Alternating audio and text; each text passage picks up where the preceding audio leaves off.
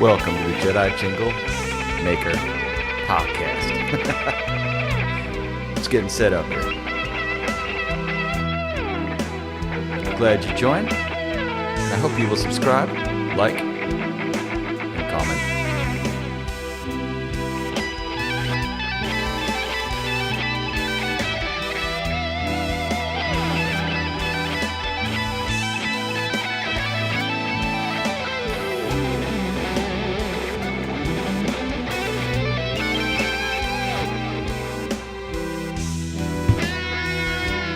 For some reason, I can't seem to find this stream.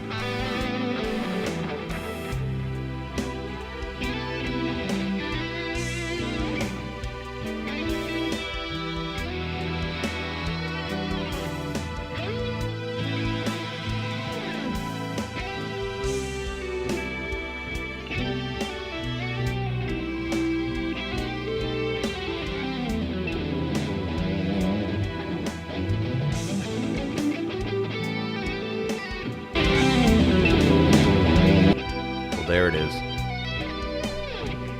All right, this is the way I can see what comments are coming up.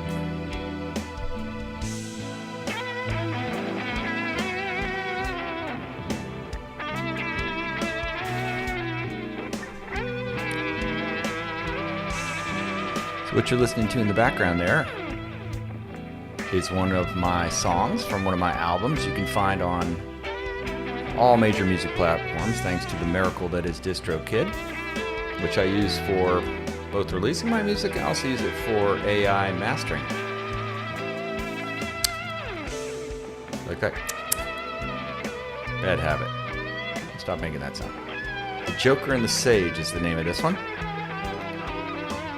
And that's me on everything. Today we've got a heck of a... Lower it down just a little. We've got a heck of a podcast. It's a little bit late here in Florida. But not too late to get some friends on the stream and see what's popping. What's popping? Anything popping for you? I think I got a little sun today. I went for a hike.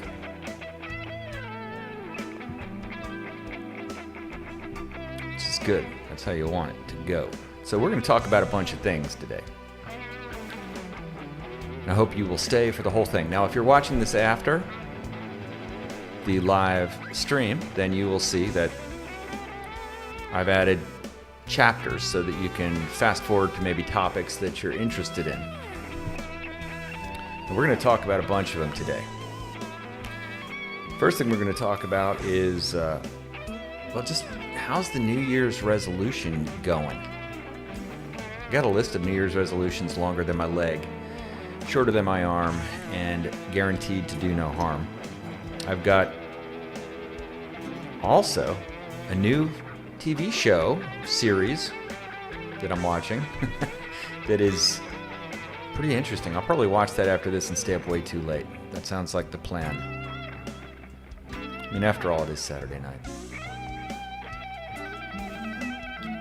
And then the other thing is I'm going to give you some news about my big announcement, big change that I'm getting ready to do on the channel that I need to tell you about because it's going to affect you if you watch this channel in a good way. But it's change, and change is hard.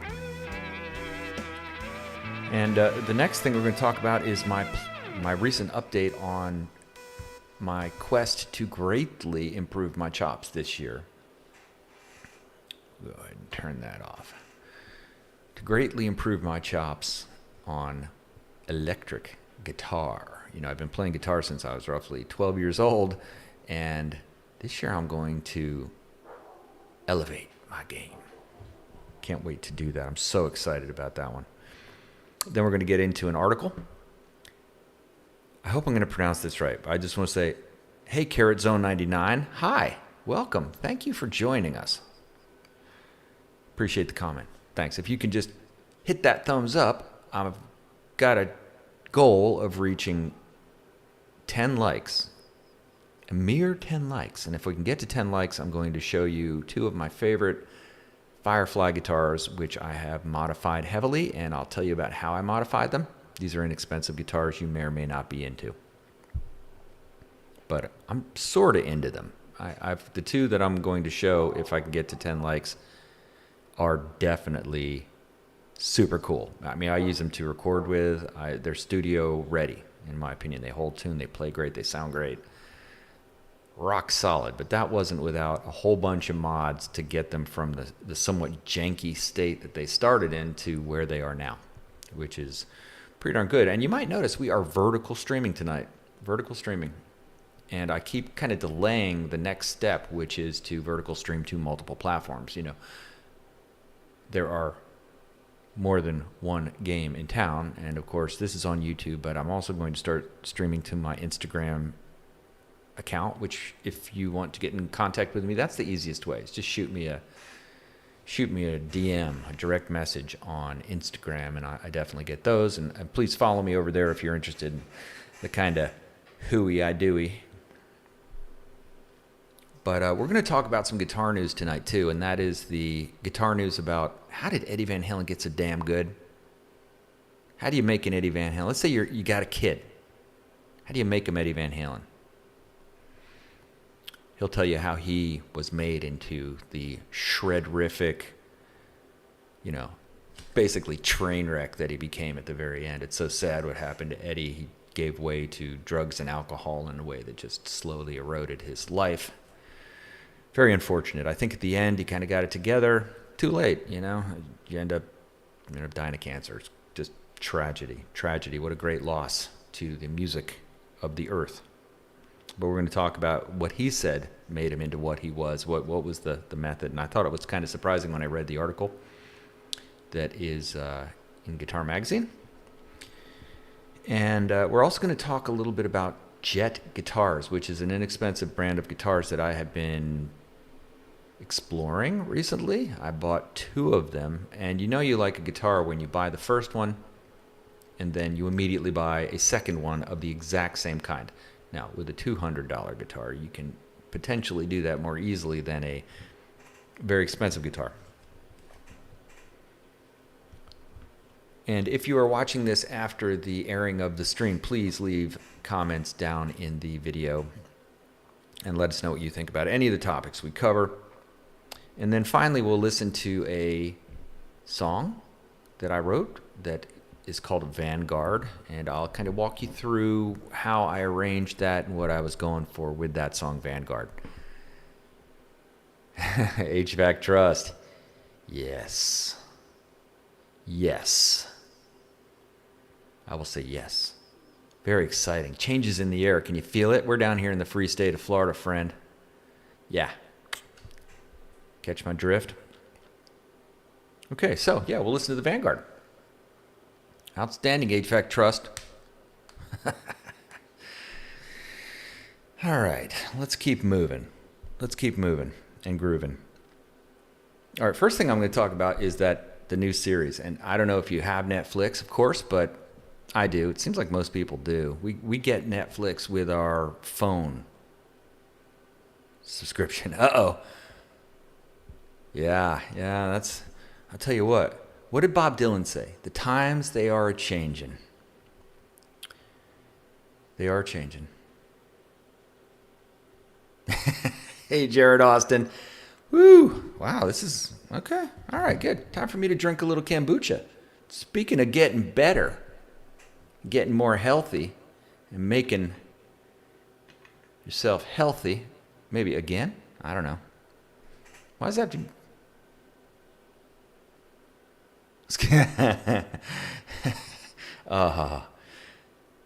Yeah, I'm drinking tonight. What are you drinking? I'm drinking this stuff called kombucha. It's like a bacteria brew. It's supposed to be good, the good germs.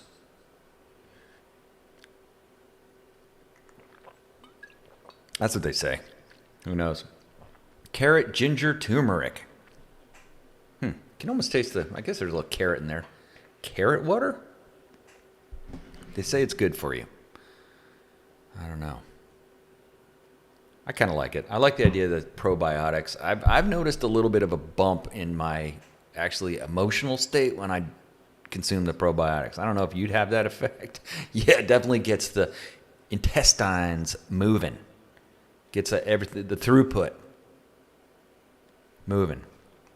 Especially if you have that carrot ginger turmeric. It sounded kind of nasty actually when I looked at it. I was at the Publix grocery store and was looking at all of the kombucha choices, and they had it on sale. So I thought, it sounds kind of nasty, and you think like maybe the nasty stuff is better for you. Hard to say, but that's what I did. And then I'm also drinking this wonderful concoction of hydrogen and oxygen. That was one of my New Year's resolutions. Drink 2 glasses of water a day. Sounds like ridiculous. Like, what are you in 3rd grade? Got to put a goal to drink water? Yeah, I do, because I won't drink it. I'll drink like coffee, another coffee, soda. I'm like, wow, why do I feel so bad? I'm feeling all anxious. Well, it's probably the fact that you're right on the maximum dosage of caffeine, and you're also totally dehydrated, which is not a good state to get in. So I'm drinking the water. And I'm telling you what, I feel freaking fantastic. I feel so healthy right now. Is that what you say right before you get totally wiped out with some health problem? Probably. All right, Alvin Borea. I hope Boreo. I think I'm pronouncing that correctly. That a 335 Gibson on the wall? Well, that's a great question. I'd claim it's a 335 Gibson copy-ish. Kind of, sort of. That is actually there's 2 things there. There is an Ibanez, a sort of cheap Ibanez. They go for about $350, I think.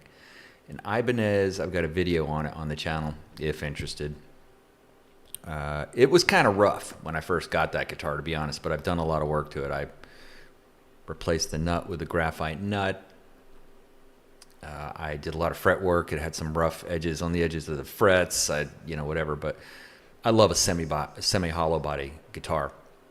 It's an Indonesian guitar, but it's an Ibanez I'm going to get this right, AS53, I believe. AS53, Ibanez AS53. We could actually look at it on Sweetwater if you want, or I can grab that thing and bring it down. Yeah, I could always play, too. I've got that option to play some music. Just pluck that thing off the wall and, make it sing sweet, sweet music. So, yeah, there's that one. So that was about a $350 guitar. I put about, more or less, $200-ish of improvements in it. I also got locking tuners.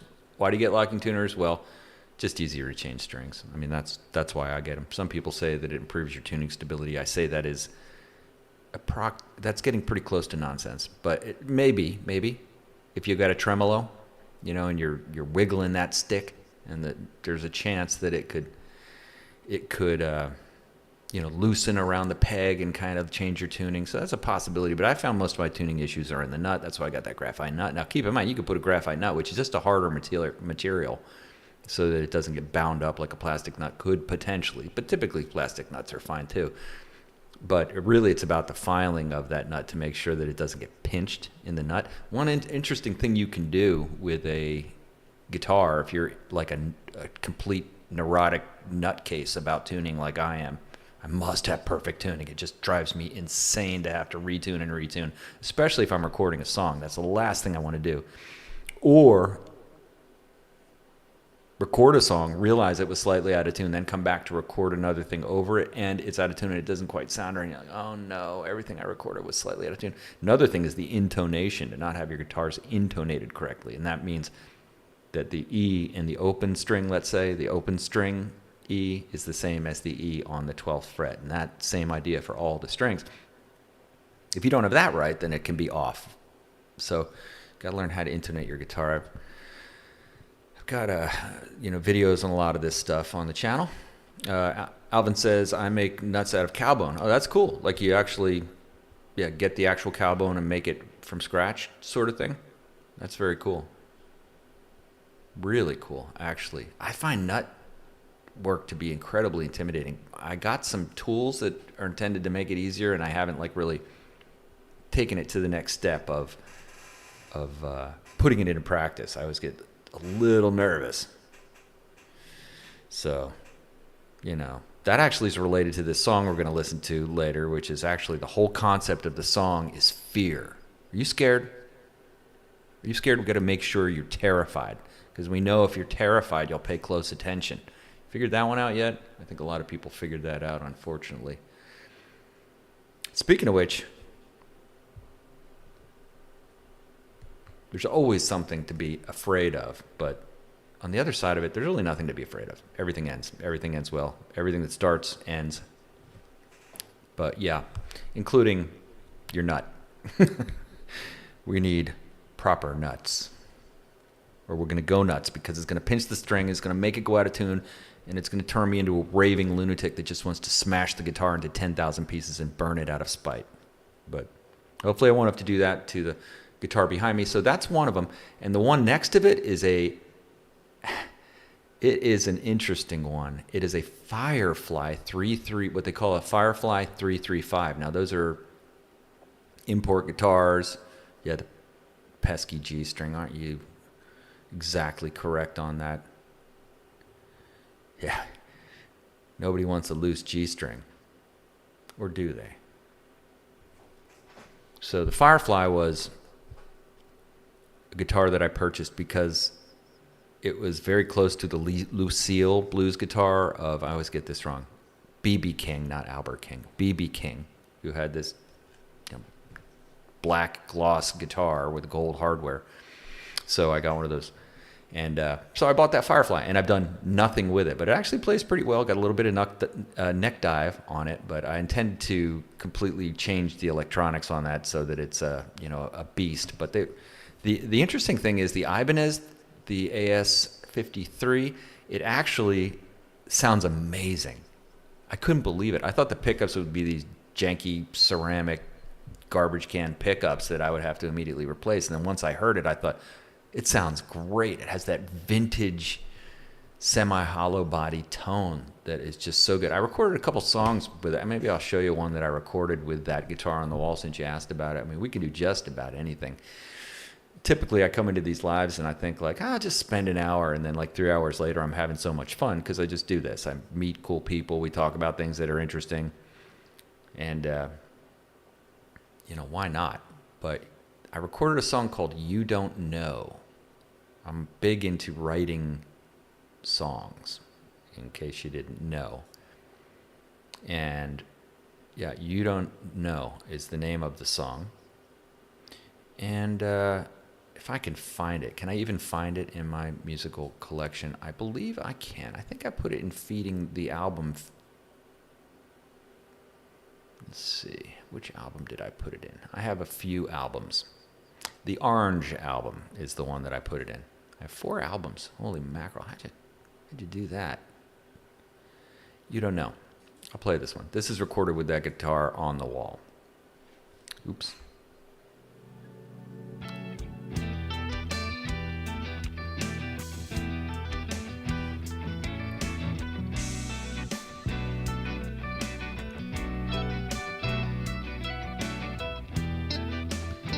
Hear that lead in the background?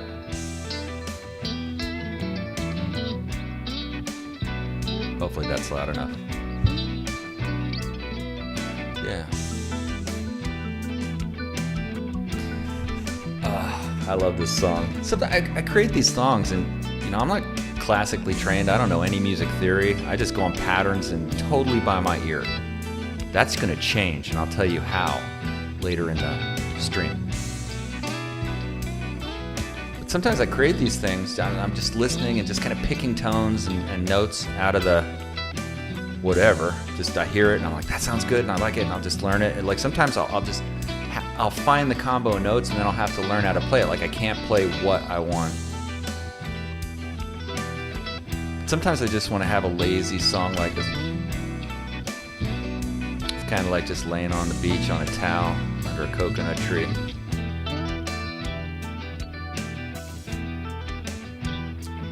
Yeah, and something I like to do too is like sing kind of like funk falsetto. Keep holding on to that thing that you think is real. You think it's real? You think it's real. Keep holding on to that thing you think is real. Is this real? What we're doing tonight? How do you know? What is real? That's how I think. I love philosophy. You don't know. You don't know. Keep holding on to that thing that you think is real. Yeah, so we got that going for us. I mean, why the heck not? Oh my, Tyler Shep Shreds, thank you for being here, man. Always better when you're around. And I'm so happy always when I see you in a stream. So, welcome. Let's look back at what's being said. Okay, so Alvin said, it's a pain. I've done, they came out good. Oh, that's cool. Yeah, so you did the nut work and it came out good, but it was a pain. Yeah, I would think you'd have to get it highly precise, a lot of like precise measurement. Like calipers, you know, to make sure that you have it exactly the right height. I'm probably overthinking it. I do that with everything. My mind is like a hamster on a treadmill constantly. You know, I've got actually 9 YouTube channels now. I only tend to this one because this is what I'm most interested in now. But in case you're interested in learning more about me, it's all about me. No, it's not all about me. But if you want to see that other stuff, I've got a fruit forest right out the window there where I grow bananas and mangoes. There's actually a big hand of bananas out there that I'm getting ready to harvest. And a bunch of mango trees, papayas, cherries, figs, on, and more. I said bananas. Sugar cane. Got sugar cane out there. Got ginger. Got me some figs. Yeah, so there you go. You don't know. I'll stop it there. But yeah, so I got a fruit forest out there. That's on this channel called Eat Your Backyard. All one word. Eat Your Backyard. And before it eats you, you know, honestly. And I've got another channel called Surf All Day A1A. And that is mostly my surfing videos. I surf a lot. I love to surf the ocean. I have it just a few blocks from this location. I could go jump in that water right now, but that would be insane. So Surf All Day A1A, a lot of surf videos. It's actually got a video on there of we talked about this in the last stream. There's a video of my son's shark attack when he was 13 at New Smyrna Beach. I did a video. You don't actually see the shark attack him, but you see the shark swimming around him in the fins. That was my only viral video. I have achieved viral video. Now the next thing is to achieve 100,000 subscribers. Don't know if I'll get there before the end of this run of the simulation, but I'm going to try. I am going to try to get there. 100,000 subscribers. Maybe Jedi Jingle Maker will be the place. And under that concept, if you could hit that thumbs up button and subscribe, it just makes me intrinsically happy, you know, almost automatically. I feel it it's something like drinking this carrot ginger turmeric kombucha. Just like instant ecstasy. Must be all that bacteria, all that good bacteria tickling my fun buttons. I don't know.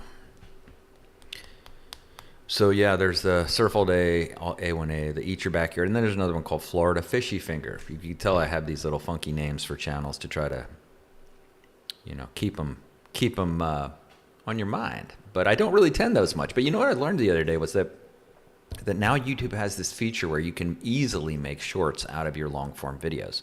And I figure, that's how everybody's doing it. It's like I'm always the last one to kind of catch on to a lot of these things.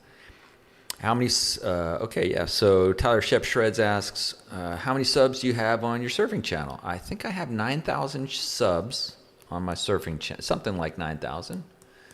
Yeah, I could probably tell by looking here.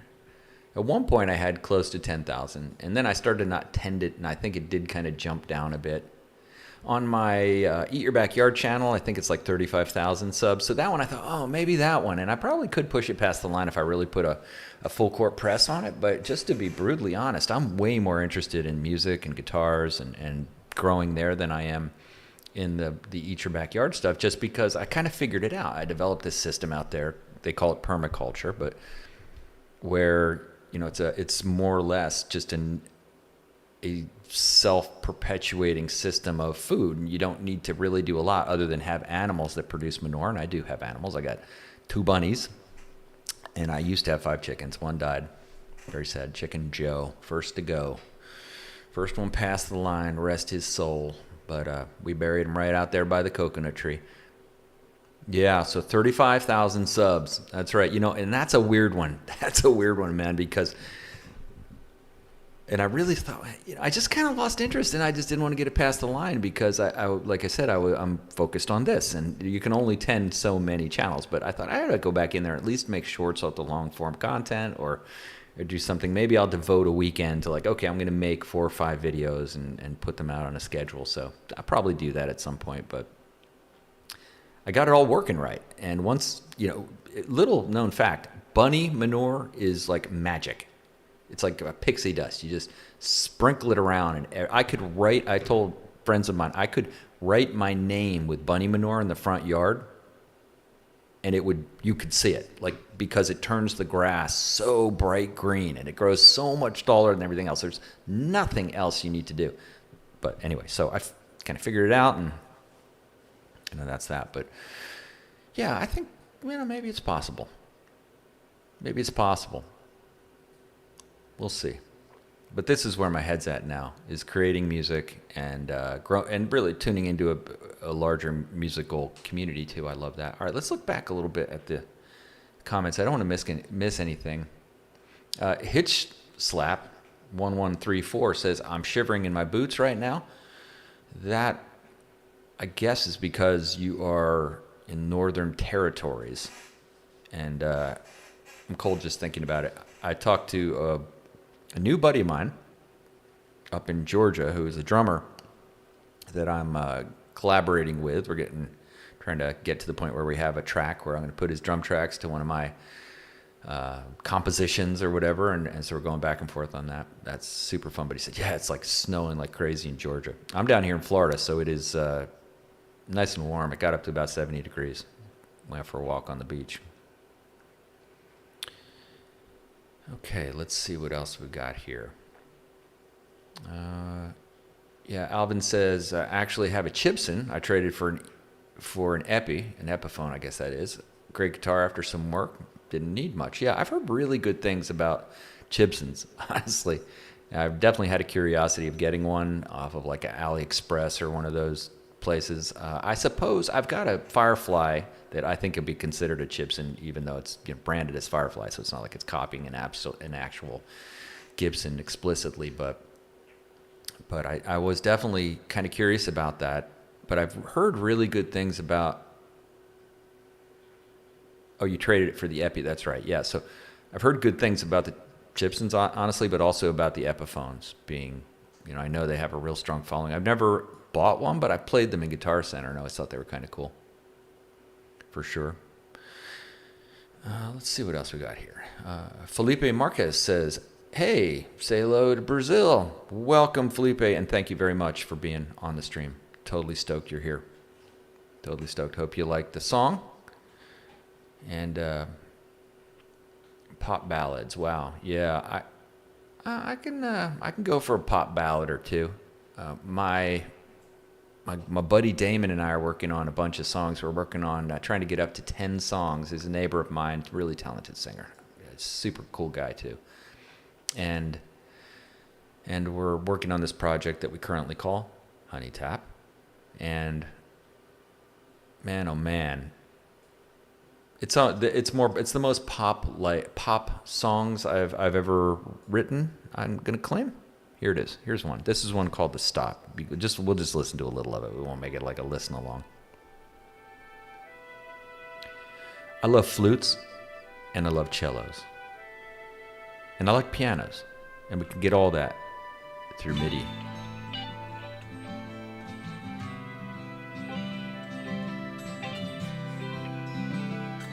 And that's actually Damon on the acoustic guitar. That's me on the lead. And then I composed the violins and the cellos and so on. Now again, I do all this from ear because I'm not classically trained. Forget about you. It's what they said, but they don't know how deep it went. I can't live without you. I can feel you in my bones, and I know you were heaven sent. Here we go. Will you find me on the ground with my head in my hand? Just know I'm trying to find you somewhere in my mind. The fall's a long way down, feels like the pain will never end. Arms open, ready for Here it the comes. stop.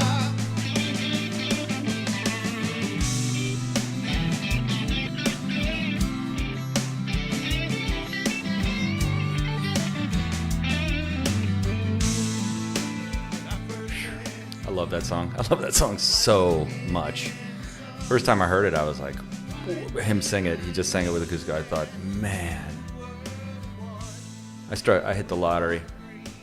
I love it when I'm around other talented musicians, and I've been encountering so many of them recently as I've been reaching out. I really wanted to reach out more and kind of grow more of a community, find cool people, and I've just found nothing but, honestly. And occasionally you get the troll, they want to hurt your feelings, and it's pretty easy to hurt my feelings. But, you know, we've got Tyler Shep Shreds here to potentially insulate us from the pain of criticism. We'll see. Yeah, that song, it's about heartbreak, right? If you ever, had your heart broken, almost makes me get a little choked up thinking about it. But yeah, come right from the heart. Songs that come from the heart. Songs that are written directly about your experience, exactly how you want to make it sound. That, to me, that's the way to do it. Never write a song for somebody else. Always write it for yourself. That's my rule, my approach. And I think if you do that, I'll tell you one thing, at least when you listen back to it, you will like it. And if you like it, somebody like you will like it. So just do that. And what's the worst that's going to happen? Nobody's going to like it, or nobody's going to listen to it? Why does that matter? Why would it matter at all? I guess if you're trying to make money off of music, I get that. But I don't know. That's not my journey on music. I'm making it completely for me. And I am absolutely thrilled if anybody else, one person likes it, I'm over the moon. Yeah, ready for the stop. Right? All things have a stop. All things have a start and an ending. It seems like that's not the case sometimes when you're in the midst of a heartbreak. But, if you're feeling down, just know on the other side of down is up. Just know on the other side of on is off, and the other side of off is on. That any feeling you have will not last, including happiness, will not last. It's fleeting, and that's beautiful. Couldn't have one without the other. See, I can't help but just get philosophical, especially after hearing that song, because I just love it so much.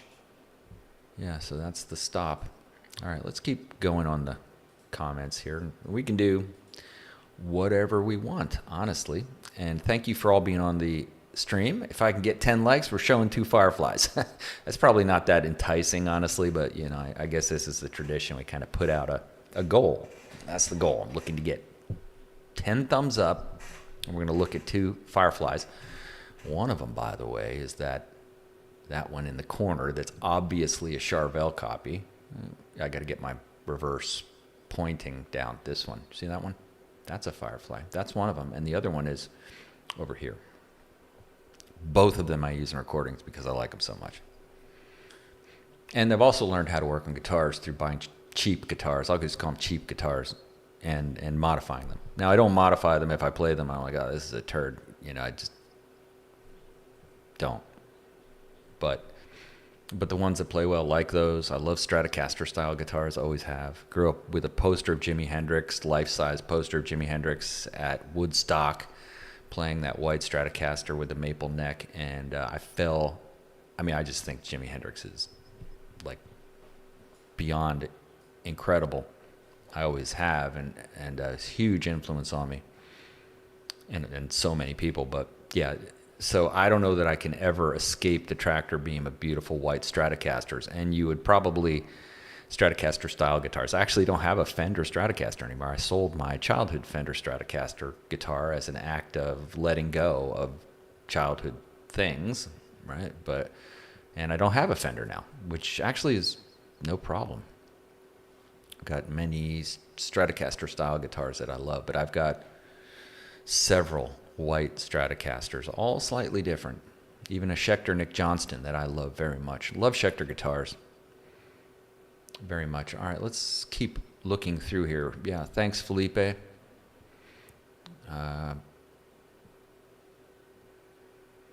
Yeah, we talked about that stuff. And then we have Unscripted. And Unscripted says modern blues ballads. Yeah, for sure. Sounds awesome. Thank you.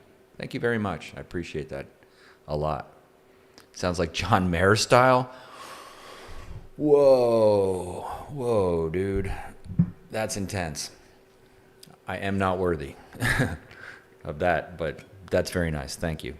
Yeah, John Mayer. Woo! I don't know if you've ever heard John Mayer, his rendition of that Mac Miller song, but man, oh man, I'm a huge Mac Miller fan, huge John Mayer fan.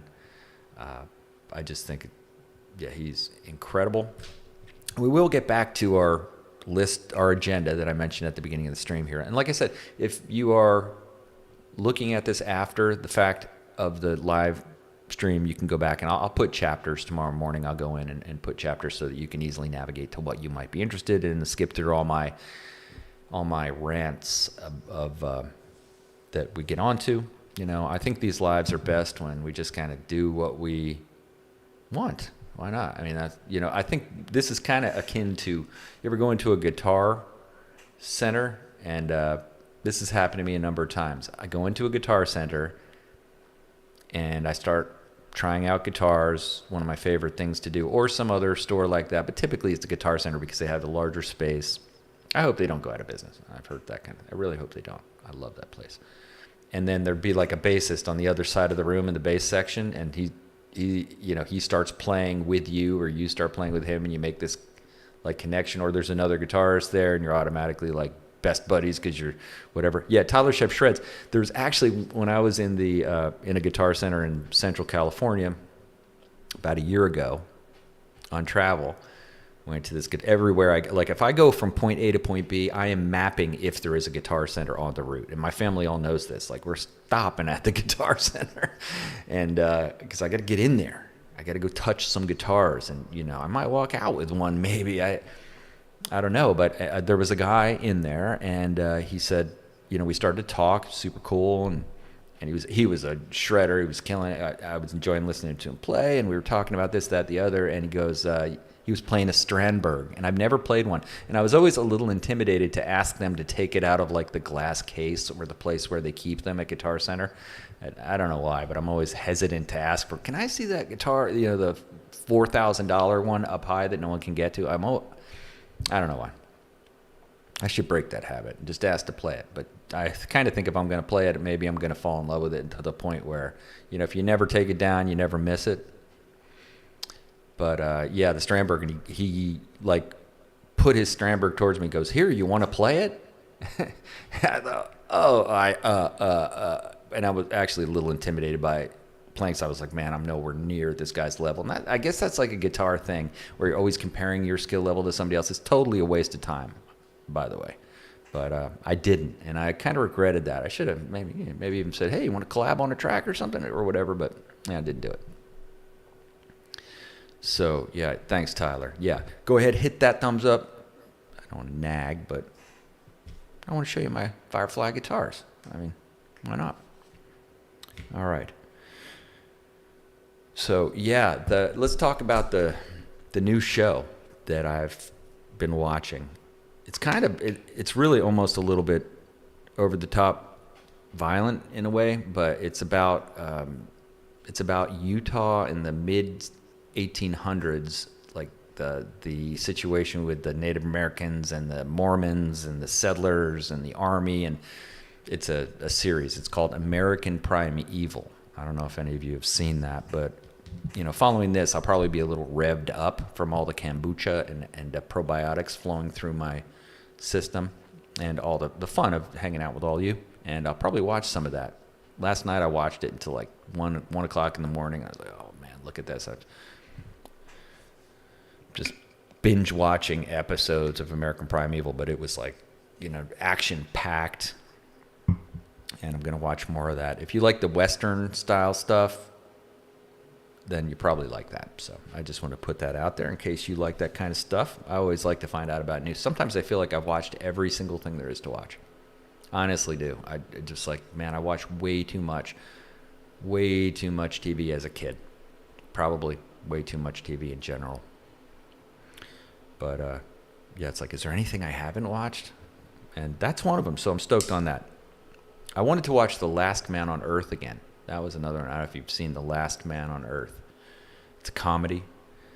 It has several seasons, many episodes. And I was looking for that to see if it was on a streaming service. And it is on a couple, but it's like by episode you pay, or you could pay like $14 for the whole season. So I might just do that. I just got to get my son Jack, motivated to do it with me, and I'll watch that over again, because that one just has me rolling on the floor. That's a type of dry humor that is hilarious. I won't go into describing any of the scenes in theirs for fear of spoiling it for anybody, but so funny. So funny. So that one's on my radar as well. All right, let's keep rolling. Here's the announcement is I am seriously considering changing my musical name. My real name's John, but my musical name so far has been Jedi Jinglemaker. And I think it might be time for a change for a few reasons I won't go into here, but it's starting to feel it. Now that's a bit of a shift, because now I'm starting to get just a little bit of momentum. And of course I'd have to notify and communicate that to all the people that are, intimately kind of plugged into what I'm doing here and are closer to what, the day-to-day. And but I'm thinking of changing my name. Now, that's kind of interesting because, Jedi Jinglemaker was just a fun name, like Eat Your Backyard or Surf All Day 1A or Florida Fishy Finger, that I thought would be catchy. And, the idea is, I'm kind of using my powers of listening to notes and just coming up with music and putting it out there. That's the Jedi part. And then the Jinglemaker was like, yeah, just cranking out the music like jingles. Just it doesn't have to be a formal classic song with chorus, verse, chorus, bridge, it doesn't have to be that. It can be whatever. So, and then I'm making music all the time, because that's what I love to do the most, is to make the music, whether it be to record it or to whatever. But I think it might be time for a change. Now, if I do that, that means I need to go back into all of my tracks that I have on DistroKid and update those, I think, to be the new artist name. And that's not that big a deal, because they don't really get that many views anyway. Maybe they will at some point. I don't know. But it doesn't matter to me. Honestly, if they do, it's great. If they don't, it's great. No problem at all. They've served their purpose. I get the joy out of playing them, playing with them, playing them on these streams. And I think tomorrow I will do a live stream performance of some of my stuff. If you want to tune into that, that's where I also sing and play guitar and all that good stuff. But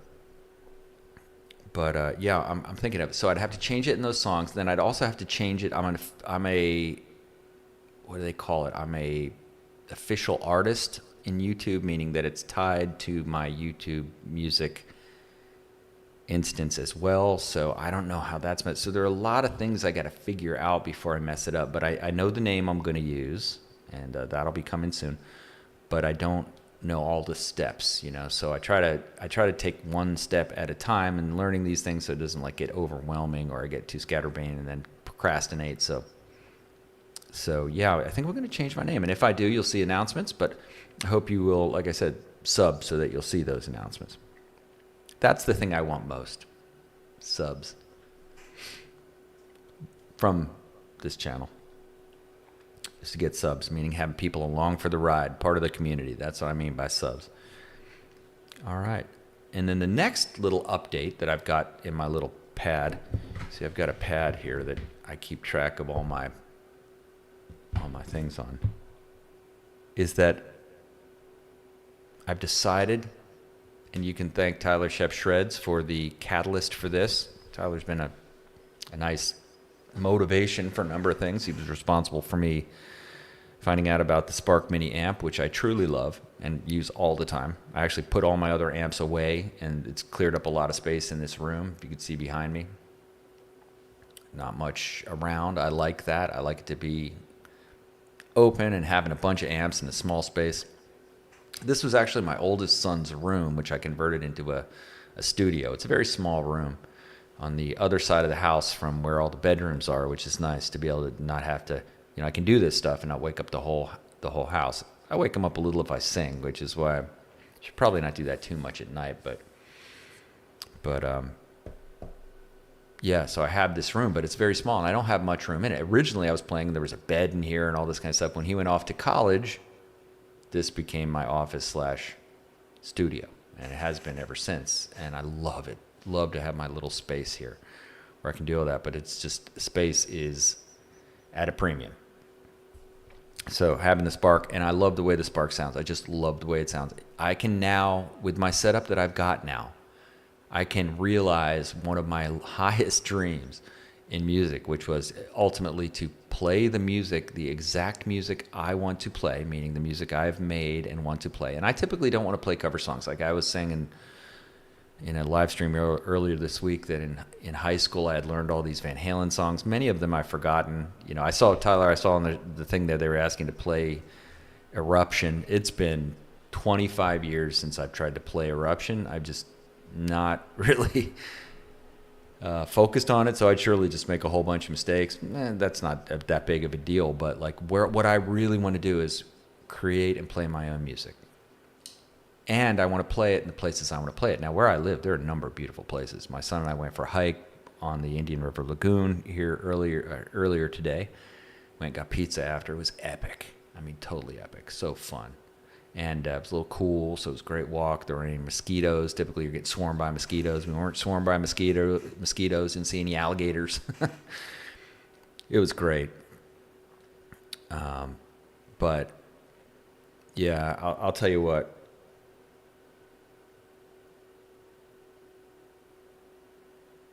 I don't want to miss the point that I'm making here, which is that I've decided to upgrade my skills. And what I originally wanted to do was play the music that I want to play where I want to play it. So where I want to play it is out and about. And this Spark Mini amplifier, along with a laptop computer and my Zoom L8, which is the mixer that I'm using to do all of this stuff, which was pointed out to me by Ray Gonzalez, my awesome Sweetwater rep. Shout out to Ray, killing it all the time. If you don't have a Sweetwater rep, I don't work for Sweetwater, don't have an affiliate thing with them or anything, but I just love what they do, and you probably do too if you work with them. But he recommended this, and it's worked out great. It means that I can go without power, I can go battery operated anywhere and set up. So I can hike down that little trail that we hiked on, and I can set it up in view of the lagoon and play out in the open. Now, in playing in Florida, you got to pick the right time, because it could be 94 degrees or 100 degrees practically, or it could be torrential downpour or whatever. So you got to be careful. Your guitars get sticky in 100% humidity, believe it or not. So playing outside, although it's, initially I thought I'm going to play outside a lot, and then I realized I would go play at a local park here, and I'd realize, oh man, this guitar gets really sticky because it's so hot. But I can play out, and I can also still record via OBS to the laptop, and then I can post those videos, and that's something I want to do. That's something I'm going to do with those Honey Tap songs, is play them in beautiful places, play beautiful music in beautiful places with beautiful people. And I don't mean looks. I mean they have a musical thing that's beautiful. I don't care how you look. It means nothing to me. But that is something I am so charged for. Now, the other thing that I was pointed to was Lester Mitchell, who is an amazing guitarist. I don't know if you've heard of Lester or the Bald Shredder. These are two guys that are just holding it down and producing tons of interesting videos. They're absolute shredders beyond belief. They're total inspiration to me. And I decided to, after the stream last night that I was on, that I'm going to reach out to Lester and I'm going to finally move forward with getting into learning some music theory. And I think, I've got the technical capability to play and get around. I've been practicing a lot of 3-note per chord strings and getting into some arpeggio stuff and things like that. And now the next step is to find somebody that I really trusted and I could really just open up to and learn music theory from. So I'm taking lessons from Lester. I am so incredibly excited about that, because one of the things I have in my little book here of New Year's resolutions is to improve on guitar, to take it to the next level. And really all I'm trying to do is get to the point where I'm more liberated on the fretboard and I can move around and improvise and play out live more fluidly and so on, because I definitely kind of reached the barrier of my ability at times in playing live, and I don't want that to happen. I want to be more free so I can enjoy the experience more. I get an intense rush from playing my songs. I mean, I really feel them deeply when I play them. It's crazy, like some of them to an amazing amount. I played alone on the cliffs of Black's Beach in California one time, and I couldn't believe it. It was like an out-of-body experience. The day was as beautiful as the day gets, like perfect. No problem there of the humidity. It was like 78 degrees, cerulean blue sky, light breeze, crystal clear Pacific Ocean, beautiful waves coming in, nobody in the parking lot, and I was just alone playing with that was with a Spark Go, and I thought, I tapped into the source, whatever you want to call it. Really, really felt it. Now I get that a lot now when I play live, is that I get that feeling. And I think that's beautiful. That's art. If you're in my opinion, if it sounds good, it is good. If it feels good musically, it is good. And if it in some ways, it's almost like a cathartic thing when you put thoughts and feelings into music that are absolutely genuine. You dare to bare your heart to the world. It's intensely gratifying. You can almost work through things that way. I found on some of the songs that I do are definitely like that. Tyler Shepshred says you made the right choice. Thank you, sir. I appreciate it. So yeah, I am so excited about that. I can hardly stand it.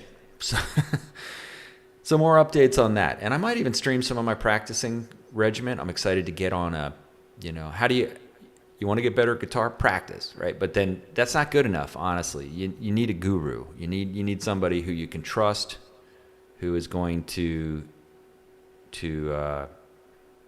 steward you along. Can you play something from Van Halen? Neil Balaji says, I could play something. Let's see. Although I don't do much cover stuff, like I was saying. I mostly am interested in the original things. I used to play a lot of Van Halen, a lot of Led Zeppelin, a lot of that's Jimi Hendrix, a lot of that kind of classic rock stuff. And I guess I could play, let's see, Ain't Talking About Love, Panama, Fair Warning.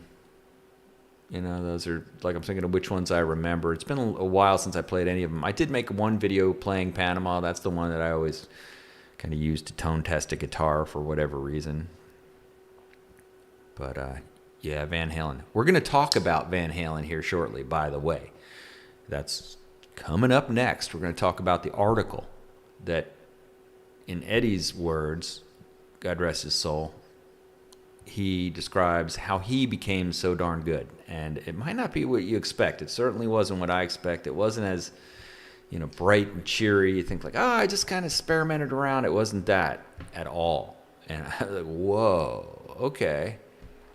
Okay, interesting.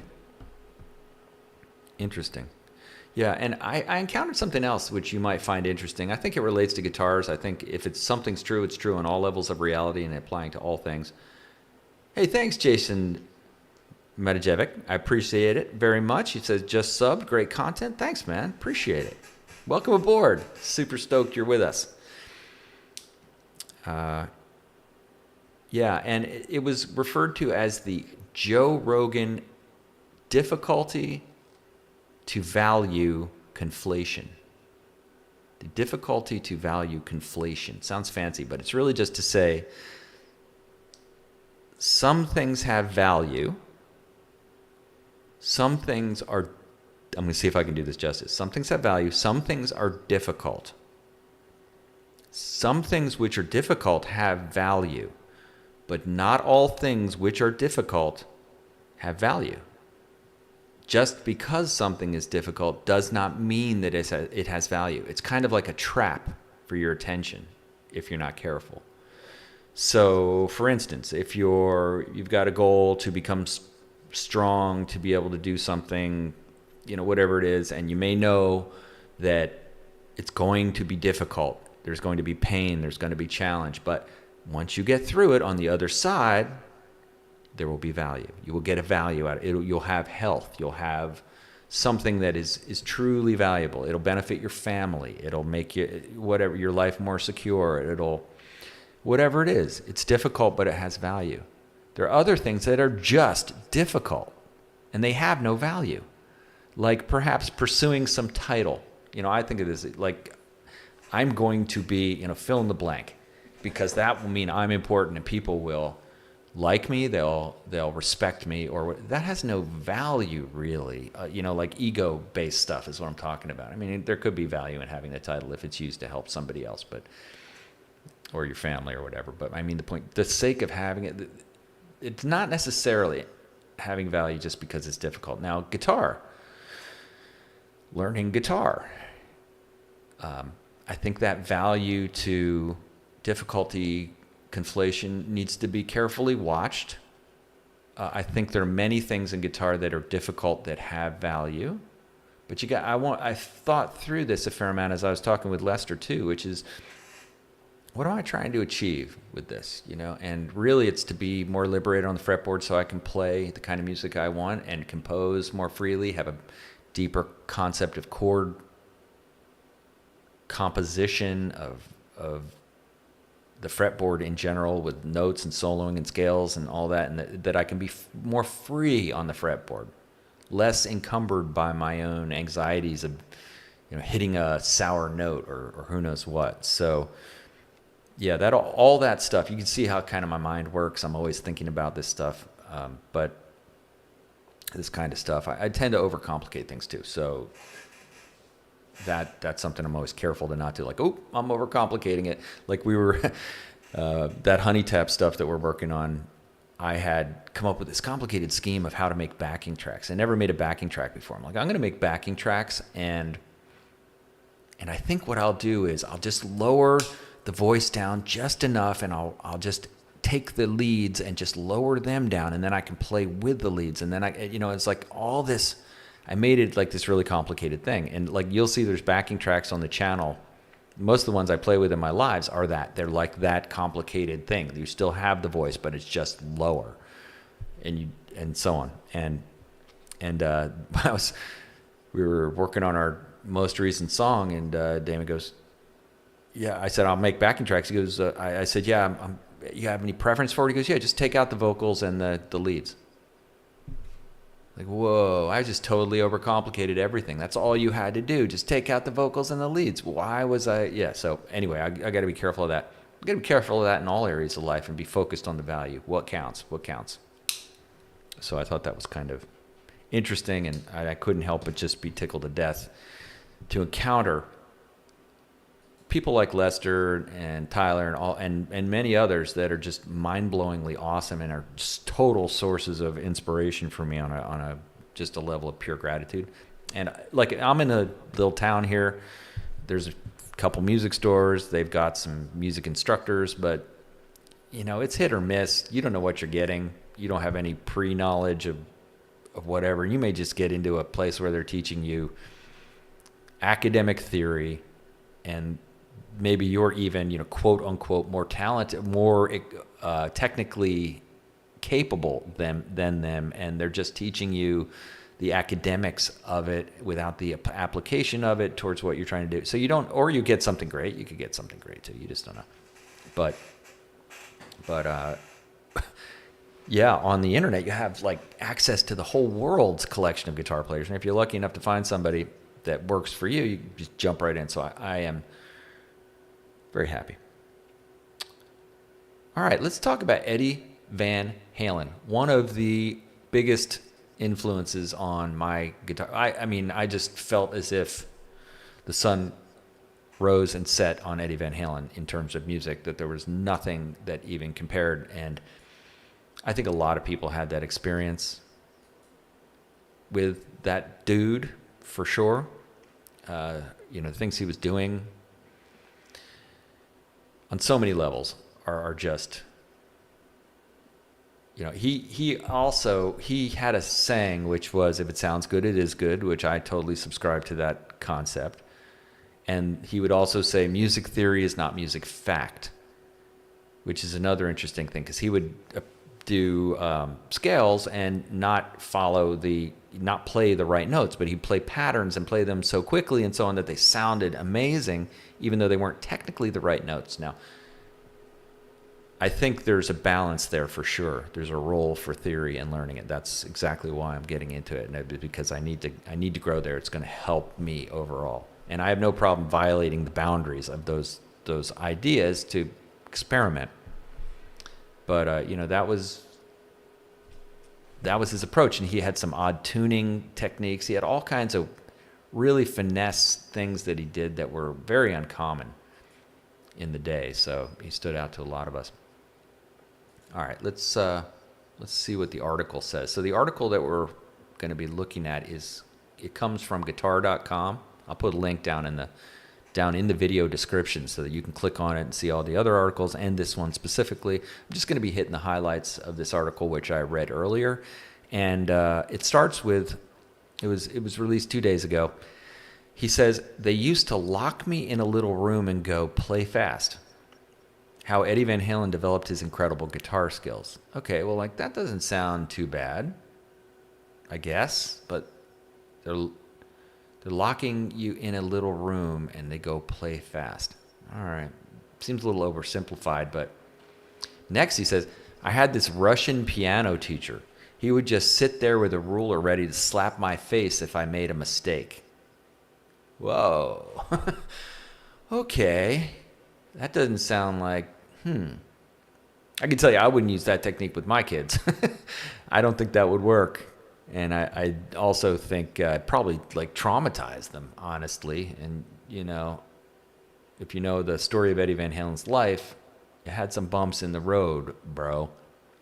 For sure. There are definitely some things that Eddie did, although I love him musically. There are some things that he did in his lifestyle that were absolutely things you should never, ever do, like getting into drugs and alcohol and destroying yourself. Don't do it.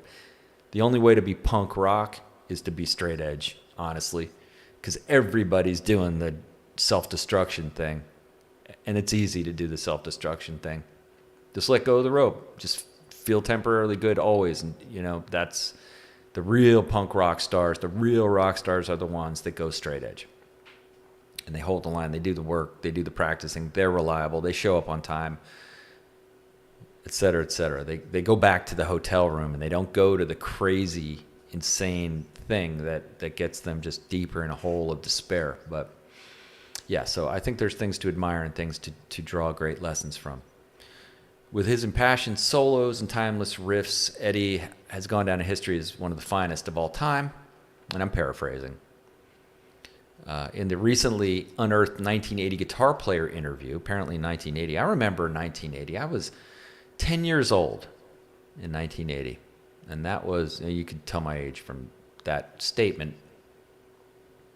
There was no music like that in 1980. There was nothing like it, nothing even close. Like maybe you could listen to some Frank Zappa stuff that had some heavy riffage in it and complication, and I guess you could say all the hard rock stuff of Led Zeppelin and Black Sabbath and all these bands had things that were sort of similar, but there was nothing like this. So it's mind-blowing. But what did he say in 1980? And this was as these guys were starting to really blow up. They started playing, I think, in the San Fernando Valley. I'm pretty sure. And they were so popular right away that they said they would play in these houses in these neighborhoods, and there would be so many cars that the police couldn't figure out where the party was. That's how big it was. Like, they just exploded. And then they started to go down the hill. They start playing in Hollywood at these clubs, and before you know it, they're just, incredible. And they actually used to rent their PA system from David Lee Roth. And then they figured if they just made him the singer, it would be easier. They wouldn't have to pay him to rent the PA system because he was in a different band. So if you know the thing between David Lee Roth and Eddie Van Halen, it's a very storied relationship of conflict and a great partnership. But yeah, kind of interesting, the stories there. But in 1980, I would view that as the prime of Van Halen. Fair Warning, albums like that. There was always a conflict, as I know it, between Eddie and David Lee Roth about the direction of the band. And, I was talking about covers versus things that I create originally. I think Eddie's, as far as I know, Eddie's view was that he wanted to create his own music, and he didn't want to play cover songs, although they did have to play cover songs. Like every band has to play cover songs typically to, people want to hear what they're used to, and then mix in original songs. When I was in college and high school, that's what we did. We would play cover songs, and then we would play a collection of our own, slip those in after people were already kind of hopping from the other stuff. So I get that, but then there's a point where you just go full your stuff, right? And apparently David Lee Roth was more of like wanting to cover songs, and you can see in their albums that there's like this mix of cover stuff. Pretty Woman is a good example of that, and many others. That was a Roy Orbison song that they did. You Really Got Me, that was a Kinks song that they covered, and they totally redefined it. When you hear You Really Got Me by Van Halen, it is nothing. I mean, it's Van Halen, You Really Got Me. There's nothing like the Kinks in there. You don't mistake it for the Kinks. They made it their own, but I think there was conflict all the time there. And so what did he say when he divulged his secret of his versatile playing style? Well, originally he was trained as a classical pianist. And, the piano is the ultimate instrument, isn't it? It's got 8 octaves in a piano, I think. 8 octaves. That's a lot of octaves. So you can really learn a lot from doing that. I would claim that's a great instrument to compose on without any doubt. And Eddie was taught grueling commitment was the only way to master your instrument. I had a Russian teacher who couldn't speak a word of English, and he would just sit there with a ruler and slap my face if I made a mistake, he recalled. He initially jokes that his shredding abilities were because they used to lock me in a little room and go play fast. However, it's clear that his skills were a result of strict teaching. It started in Holland, and both my brother and I took lessons, so they took a lot of lessons. It's interesting. You might think, Eddie just noodled around and figured it all out. No, they took a lot of lessons, as they were beaten with rulers, apparently. Then we go to the U.S. They came over. I think they came over from somewhere in Scandinavia. I don't remember exactly where, but they came over to the U.S. And I think their father was a professional musician, as I understand it. And these are all things. I hope I'm not misquoting any of their history. I'm just some dummy on the internet, but this is what I've learned, and this is my folklore of Van Halen. And basically, that's where I got my ears developed. So he's saying he developed his ear, and that's something I can relate to, is to compose by ear, to really go to the ear for how you write songs as opposed to, other. But he's saying he learned his theory.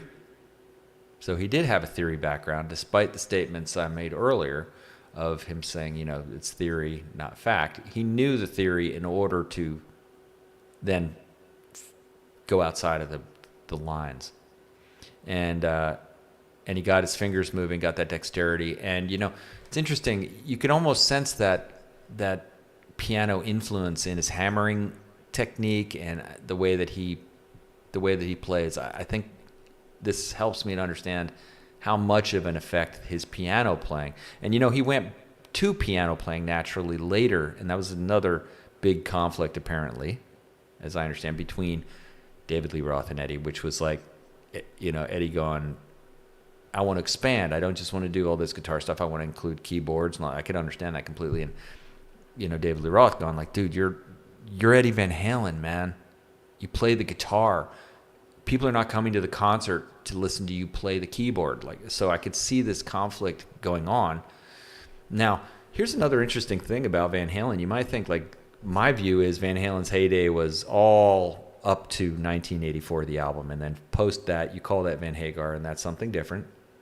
But it isn't. It still was Van Halen, but it wasn't the original members. Many bands have become much more popular after they have changed the singer. That they think, oh, this is the ultimate band, like AC/DC. They had Bon Scott as the singer, then they had Brian May, and they became twice as popular. They blew up, way bigger. Same thing with Van Halen, oddly enough. David Lee Roth goes off to do his own thing with Steve Vai. That stuff was incredible, too. I'm grateful for that because I went right for the Steve Vai, David Lee Roth stuff and thought the Van Halen stuff just bummed me out. I didn't like the Van Hagar, although I think the music they made was incredible. It just wasn't my cup of tea. I was always wanting to have that music of my earlier childhood continue, and it was different, and just the differentness wasn't there. But once they got Sammy Hagar on that band, they blew up. They had top albums and at far greater success than they had ever before. So that's kind of interesting little fact here too. Okay, so it says this started in Holland. Yeah, so Holland's where they were originally from before they immigrated to the United States. And then we got to the U.S. My dad found another good teacher. Interesting. Yeah, boy, he knows how to pick them. I guess you say, show me your ruler technique. Basically, that's where I got my ears developed, my theory. Yeah, so bands like Dave Clark 5 really got Eddie excited. Dave Clark 5. Ever heard of Dave Clark 5? Let me know in the comments if you know of Dave Clark 5. I've never heard of Dave Clark 5. Maybe that's one of the most popular bands in the world. I'm going to look it up until this article. I'd never heard of it. Dave Clark 5. It's known as DC5. They're an English rock and roll band formed in 1958. Interesting. I'm looking at the Wikipedia page. Let's see. They had a cover of Bobby Days Over and Over. UK top 10 hits included Bits and Pieces, You Can't See That She's Mine, Catch Us If You Can, Everybody Knows, The Red Balloon. They were the second British invasion. They were the second group of the British invasion to appear in the Ed Sullivan Show. Okay, so very interesting. They kind of look like the Beatles or the Monkees or these British invasion bands. Very interesting, honestly. That would be. I never would have thought of that. When those bands came out, I wanted to go. He pauses to play a snippet of "You Really Got Me." I didn't want to go clink, clink, clink. He explained. I still play piano and I still play violin. And isn't that interesting? He still played violin as well as piano. Interesting that you don't hear any violin in the Van Halen stuff, but I guess you could certainly hear some elements of like a classical violinist in some of his playing. But I was talking earlier about my love of violins and of cellos, but I also like violins and stringed instruments like that, but also of flutes, and things like that. And while he never actually sat down at the piano to apply it to the guitar, the influence came out psychologically. He pointed to, are you ready for this? Spanish Fly. And if you have never listened to the song Spanish Fly, it's just a beautiful classical guitar rendition. I guess you wouldn't call it a rendition, but a beautiful classical guitar song, basically, on guitar that's just so awesome. Let's look at the comments here before we go on. Jerry Dover, welcome. Thank you for the comments. I appreciate it, man. He'd rather bomb with his own music than make it playing cover tunes. Yeah, absolutely. I can totally relate to that, actually. I really don't have any interest in playing cover tunes, honestly. Even of stuff I really, really like. I'd really just like to take that influence and infuse it into mine, more so. Play what I want to play. Jerry Dover also says Dutch out of Amsterdam, Holland. Yeah, Holland. Holland produced the Van Halens. Thank you, Holland. Appreciate you. That was a good import. Tyler Shep Shred says Spanish Fly is ahead of its time. Yeah, for sure. That was another one like, whoa, exposed me to a type of music I'd never heard before. And I was also kind of grew up in the era of disco, or of disco infiltrating into rock, or even over becoming more popular than rock and roll. Like there was a period where rock and roll became sort of uncool. And then into the 80s, it became new wave music, which was like Madonna and Boy George and all these bands that I just thought, it's the end of the world musically. Like music's over. And I retreated to classic rock. And a lot of my peers in music retreated to classic rock because it was like, this is the end. This is horrible. This music, to me, it seemed like it was fake music almost. I came to appreciate it a lot more. Let me take off these headphones. I only really need those on when I'm playing the tracks, but I came to appreciate the new wave more. But oh, that's weird. Once I take them off, it's distracting. All right, I'm going to keep them on now that I'm in this zone. But yeah, strange time, and we had to retreat to classic rock, many of us. And like I can remember my brother, who was much older than me, coming home and going like, "You listen to this stuff?" He was surprised that I still listen to it. And I'd say, "Yeah, man. I mean, this is way better than today's music," is what I would always tell him. So that's that. Okay, let's keep on moving through this. If you're eager to riff like Eddie, his biggest tip is that you should listen to your gut. And again, if something's true, it's always true. It's true at every single level. It's true for an atom. It's true for the solar system. It's true for the universe. That's called existential truths, I would call them. And I think this is the case, which is listen to your gut. You really got to listen to your gut, because your gut's not going to let you rest until you do the thing. You got to do something. It's telling you to do something. And if you learn how to listen to that, listen to your musical gut. Like, I don't like that. Doesn't mean it's bad. It just means that it's not good for you. Your gut's trying to tell you that's not what you're doing here. And if you learn to listen to it, you can be incredibly powerful in so many areas of your life, I would claim. But it's scary. Listening to your gut means you're going to have to do things that maybe not relaxing, right? To follow through on your gut, what your conscience is dictating. It's saying, this isn't right. I know I shouldn't do this. Listen, because you betray especially your conscience. It'll never let you rest. Yeah. Nobody gets away with anything ever. Trust me on that one. Nobody ever gets away with anything ever. Which is why if you learn to live with your gut, it doesn't mean you're going to have a relaxing life, but it's going to mean you can have the comfort of the strength of your convictions and seeing things go through, which are built on something real, something you can be proud of. But that's fascinating, isn't it? That he had that kind of understanding. Eddie explained that the core of his performance was rooted in feeling. I was talking about that earlier. Yeah, I think that's the whole thing. I don't care if it's melodic or spontaneous. If it's melodic or has no feeling, it's screwed, he said. Yeah, man. He also always tried to keep things spontaneous and fresh when performing them live. He said, I rarely repeat. Now, that's an interesting idea, too. I think that idea of like, there's this skateboarder named Jay Adams back in the 70s who's part of a crew of skaters that created aerial skateboarding, and he was this like virtuoso of skateboarding. They invented aerial skateboarding. They used to drain swimming pools and skate them during a drought in California. They invented all this stuff, and they used to say about Jay Adams, who's one of my favorite skateboarders, who, by the way, absolutely self-destructed and went to prison and had all kinds of drug issues. I mean, just did not end well. A lot of these guys that are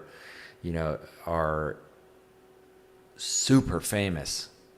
They're famous too fast. They get tempted into things, and it doesn't go well.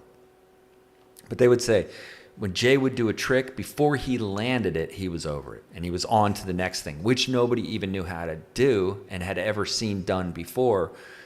And so much so that they didn't even have scoring criteria to score it. So he would lose or get like third place in skate contests because nobody had a scoring value for the flip McTwist slide thing that people were doing 360s.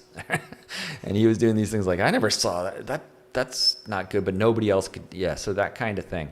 I think there's a lot of wisdom in this article that is coming forward, which is why I'm reading it to all of you. Rarely repeat. I think these virtuoso types, that's a characteristic. That they're over it before it's even done. And the idea of playing what they played before is almost painful. Donald Fagen of Steely Dan used to say that. No, not Donald Fagen. I'm mistaken. It wasn't Donald Fagen. It was the Larry Carlton, Mr. 335, used to say that when he was going back to play Steely Dan songs, he didn't remember any of the solos. He had to take a decent amount of time to relearn all of the solos, because why would you play the same solo twice? You're Larry Carlton. You're Mr. 335. You're made to make that thing sing, and it's going to be a new way every single time. But, I found, I'm not trying to compare myself to these greats, but I found the same kind of thing. I wrote all of these songs, 4 albums in the course of a couple of years, and all these singles, and when I go back to play them, I have to relearn them, because I had made that song and I posted it, and then I got the joy of listening to it. I wasn't performing it.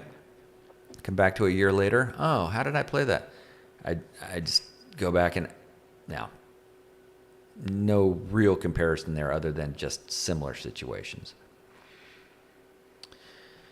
Yeah, so he rarely repeated. Sometimes I remember the way I did it on the record and kind of follow it, he would say, unless they are melodic solos like in Running with the Devil. Yeah, that's a great solo. Yeah, Eddie's solos are among the finest, without any doubt. Ain't Talking About Love. If I start noodling around, kids go, hey, that ain't the same song. Yeah, they want to hear the song. They want to hear the song in the album. I would too. I get it. A fresh mini documentary, The Journey of Frankenstein. If you know about Eddie's guitar, it's called the Frankenstein Strat, which he pieced together from various parts. And you know what I love the most about the Frankenstein Strat? You can let me know what you think about it, but in the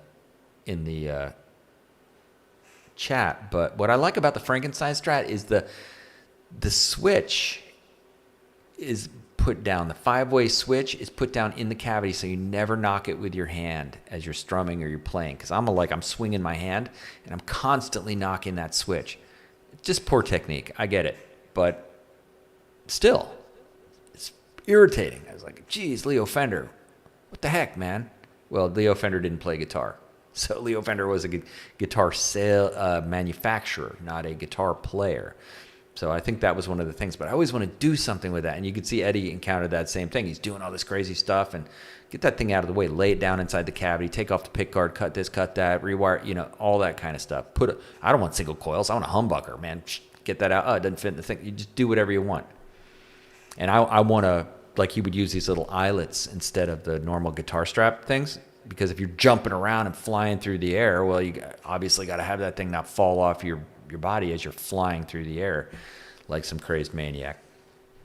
Sounds like fun, actually. Man, there was nothing like Eddie Van Halen. I mean, just sliding on his knees, leaning back with that. Ooh, that's good stuff. So, yeah, the Frankenstein Strat. Interesting thing is that, it's such an icon, such a cultural icon, that even companies like Chinese guitar companies, cheap guitar companies like Firefly, which I like them, but they even produce a copy of that. It's iconic, without any doubt.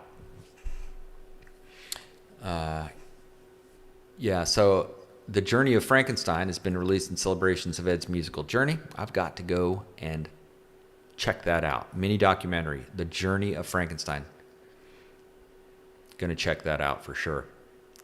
In celebrations of his journey, beginning with his first guitar. You ready for this? Eddie's first guitar. By the way, thank you for everybody in the chat. Please hit that thumbs up button. It helps me a lot. And subscribe if you like this kind of stuff. Live streaming all the time now, and I'd love to have you along for the ride. But tell me what your first guitar was. I talked a little bit in my last stream. If you want to see that, you can go right to the chapter on the last live if you have any interest in what my first guitar was. But I'm interested to know what your first guitar was. I think we all remember that, like many firsts in our life, It's significant. But Eddie's first guitar was a $40 Tesco Del Rey. You ever seen a Tesco Del Rey? You probably look it up. It's Tesco is spelled Teisco. Maybe it's Tisco or something, but Tesco Del Rey. For $40, I'm guessing even in the 70s, I'm guessing that wasn't much of a guitar. Because when I bought my first Fender Stratocaster in 1983, it was roughly $800. So that's a cheap guitar, without any doubt. But I always say, like, if you're Eddie Van Halen, you could make a any guitar sound incredible, honestly, because you got the touch. If you got the touch, the hardware, you could probably play just about any guitar and make it sound better than most people. And he purchased it at the age of, here's a good one. I'm going to stop and say, what age do you think, well, we've got some pretext already from this stream, but when do you think Eddie Van Halen started to play guitar? What age would you reckon? Like, I think probably well, I'm not going to give the answer because I'm asking you, but I wonder when you think Eddie Van Halen started playing guitar. It was actually about when I thought. In this case, it was the age of 12. Age of 12. Eddie Van Halen started playing guitar. And the documentary later traces the development of Eddie's majorly modified Fender Strat Frankie. Very, very interesting. So yeah, that's the article that I got from guitar.com that I found to be completely fascinating. And holy moly, it's almost 1 o'clock in the morning. So we're going to keep on moving. But I'm having so much fun that I don't think it much matters. But I'm not sure if I'm going to watch any more of that American Primeval tonight. That one might be OBE. You know what that means? Overcome by events. All right, let's look back at the chat and see what we've got going on. Sorry, I've been so distracted by the story of Eddie Van Halen, one of my guitar heroes. Jerry Dover, welcome, Jerry. Yeah, we were over on Music and Gear Live. That's a great channel, by the way, Music and Gear. If you're not aware of Music and Gear, gear modifications, a really talented guy that works on gear. He actually buys inexpensive guitars and fixes them up and shows you how to do that. He also evaluates guitars very, very thoroughly. I mean, step by step, long form videos that really give you a good idea of what he got in terms of when he bought these inexpensive guitars, which helps you kind of get in the ballpark. If you look at a bunch of these, you can say, yeah, it's hit or miss, but at least you get a general idea. So yeah, welcome, Jerry. And he says mainly EVH, but also Ace Frehley got me started. Okay, excellent. Yeah, Ace Frehley. I want to do Dan and Detroit Rock City, for sure. That song's burned into my subconscious mind deeply. Ban Everything. Welcome, Ban Everything! ! I'm at the beginning. You mentioned probiotics and raw okra is a great food for gut bacteria. I love okra, man. I grew some okra in the yard. Speaking of kombucha and probiotics, time to have a little of this stuff. Yep. Ooh, I like it. But yeah, the raw okra. You know what's something else I eat? I mentioned this in the other live stream. I don't know why I talk about this stuff. Kimchi. It's fermented cabbage. If you are averse to stinky smelling food, then stay away from it because it's one of the most disgusting smelling things. I think it smells great. I love the taste of it, but that's another good one. I try to eat kimchi 3 or 4 times a week. I scanned it with this app called Yuka, Y-U-K-A, that you can scan barcodes on food and see if there's any harmful additives in it. And it said only good. I thought it was going to be like superfood, great, eat kimchi all the time. It was like good. And what was the issue with kimchi? The issue was salt, super high in salt. So you want to be careful, I guess, how much salt you eat. But yeah, dwarf okra varieties like Little Bubba. Yeah, I don't know which variety I grew in my backyard, but it grows very well in Florida. Okra, cotton, tobacco, these things grow very well in the deep south. You try to plant some some bell peppers or some, I don't know, beefsteak tomatoes in the backyard, they will be scorched and destroyed by the sun. They would just be fried by the intense sun. You can't really do it. You can grow those things. I'm getting into my eat your backyard side, but you can grow those things in the spring and in the fall, and that's it in Florida. But once it gets to summer, they are cooked unless you put them in like a semi-shady part of your house. So it's really challenging. And then the other thing is we're in a jungle here, so they just get swarmed with aphids and everything. But the okra will work through it. And the interesting thing with okra is when you grow it outside, it actually gets woody. The okra gets like almost like too hard to eat if you let it go too long. So the nice young, oh, I love vegetables. Man, do I love vegetables. Comment, ban everything. Those of you in regions with short growing seasons can successfully grow dwarf okra varieties like Little Bubba. Oh, that's cool. Good to know. Yeah, I think that'd be a great plan is grow some okra. It sure is hardy. Jerry Dover, that, the switch, nor the single coil worked. Interesting. So I didn't know that. So he just mounted them down in there, but I guess they were not functional. That's kind of interesting. Yeah, I've never heard Eddie Van Halen play on a single coil pickup. That's for sure. Although maybe he did. Chester. Hello, Chester. Welcome. It's super cool that you came. I hope you will sub. And I hope you guys will hit that thumbs up. If we get to 10 likes, 10 thumbs up, we're going to look at the Fireflies. Despite what hour of the day or night it is, we're going to look at them.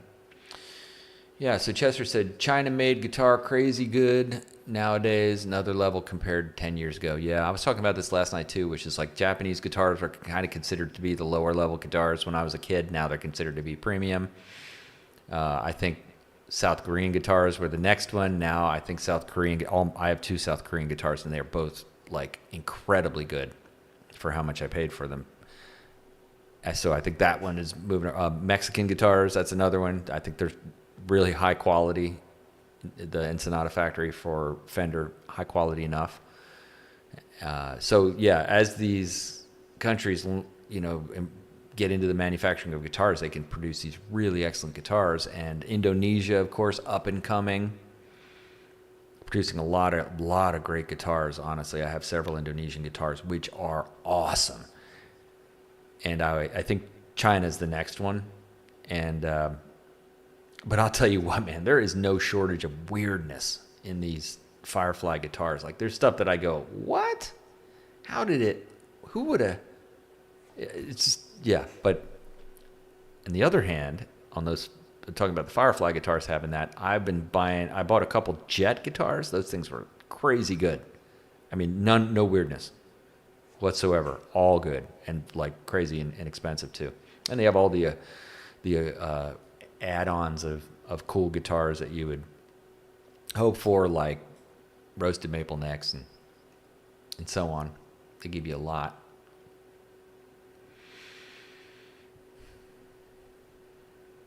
Yeah, Guitar Guy 100. Welcome, Guitar Guy 100. Again, great to see you on. Welcome. And he says, hello, are you playing tonight? I don't think I will play tonight, but I'm going to play tomorrow. The challenge thing I got tonight is I'm going to show my two modified favorite Fireflies, if you're interested in such things. Cheap modified guitars that are totally awesome, in my opinion. But I'll play tomorrow night for sure. And who knows? I'll plug in the Firefly. If I show them, I'll plug it in. So I'll play a little. I can't resist. Just a little. I'll let you know. Hear how the pickups kind of sound, just so you can see it. Both of those guitars I've done total pickup replacement, and in 2 totally different ways. So you might be curious about that. 12. Okay. Welcome, Guitar Guy in Chester. Excellent. Super stoked. Jerry Dover, first guitar was a Kramer Striker offset V.V. Oh, offset V. Yeah, the old Kramer offset V. Man, I had a buddy who got one of those when I was a kid. He also had a red Kramer Beretta. You remember those? The candy apple red with the maple neck. Oh, man. So beautiful. I still think of maybe getting one of those. I saw them on Sweetwater. They had like a red, that candy apple red one they have now, and it has the Floyd rose on it. And they also have the the one that's like a more like a matte, slightly lighter red one. That is cool, but I think the candy apple red one keeps it true to form, true to the 80s. Yeah, the Striker, the Kramer Striker. Man, I've got a Kramer Stage Master. I need to do another video on that or do some lives where I play that. That one's got its own. If you know the Kramer Stage Master, guitar, that one is that kombucha. Yeah, that kombucha, I can feel it. It's like, oh, something going on in there. But yeah, that Stage Master was like, that one's what they call flip-flop pink. It's one that you turn it and you can see two different finishes. So it's totally 80s guitar. And neck through deal. Second was a Harmony from the 60s. Oh, wow, yeah. I missed that Harmony. Didn't know what I had. Oh, wow. Too bad you didn't keep that one. Too bad. I can relate. Guitar Guy 100 says BYOB. And my favorite System of a Down song. I love System of a Down. I do. I like everything about them. Really do. Especially their performance style. Let's see if I'm where I'm at. I'm going to refresh this. Make sure I got the latest comments. We are up to 8 likes. Super cool. I was looking at it in another thing and it said 0 likes. I thought, nobody really likes it. I better work on my personality. I still could probably work on that. But yeah, thanks everybody. Appreciate it. 8 likes. That's awesome. We are almost there. Super, super stoked. Okay, Chester says, laugh out loud, seen one recently, electric guitar with amp, built-in pedal, recording gear, and can shred. Nice. Jerry Dover says, kimchi, yum. All right, yeah. Thanks, Jerry. You're on the kimchi thing. My wife has told me the kimchi is to be consumed outside. You got to respect that, in my opinion. I mean, you can try to push it. You know, everything. Yeah, you can be right or you can be happy. And I'm happy with eating my kimchi outside because I know it has this effect on people like, oh, that's disgusting. For me, it's like, oh, that smells so good. It almost tastes like, it makes me think of like takeout Chinese food, honestly. And I could eat it every day, all the time. But since I scanned it and it says like, well, it's got obviously full of sodium, I try not to eat the whole jar in one sitting. I'd probably have a stroke. Yeah, I love that kimchi. Maybe I'll get a fork full. Walk out on the back deck and eat a fork full of kimchi.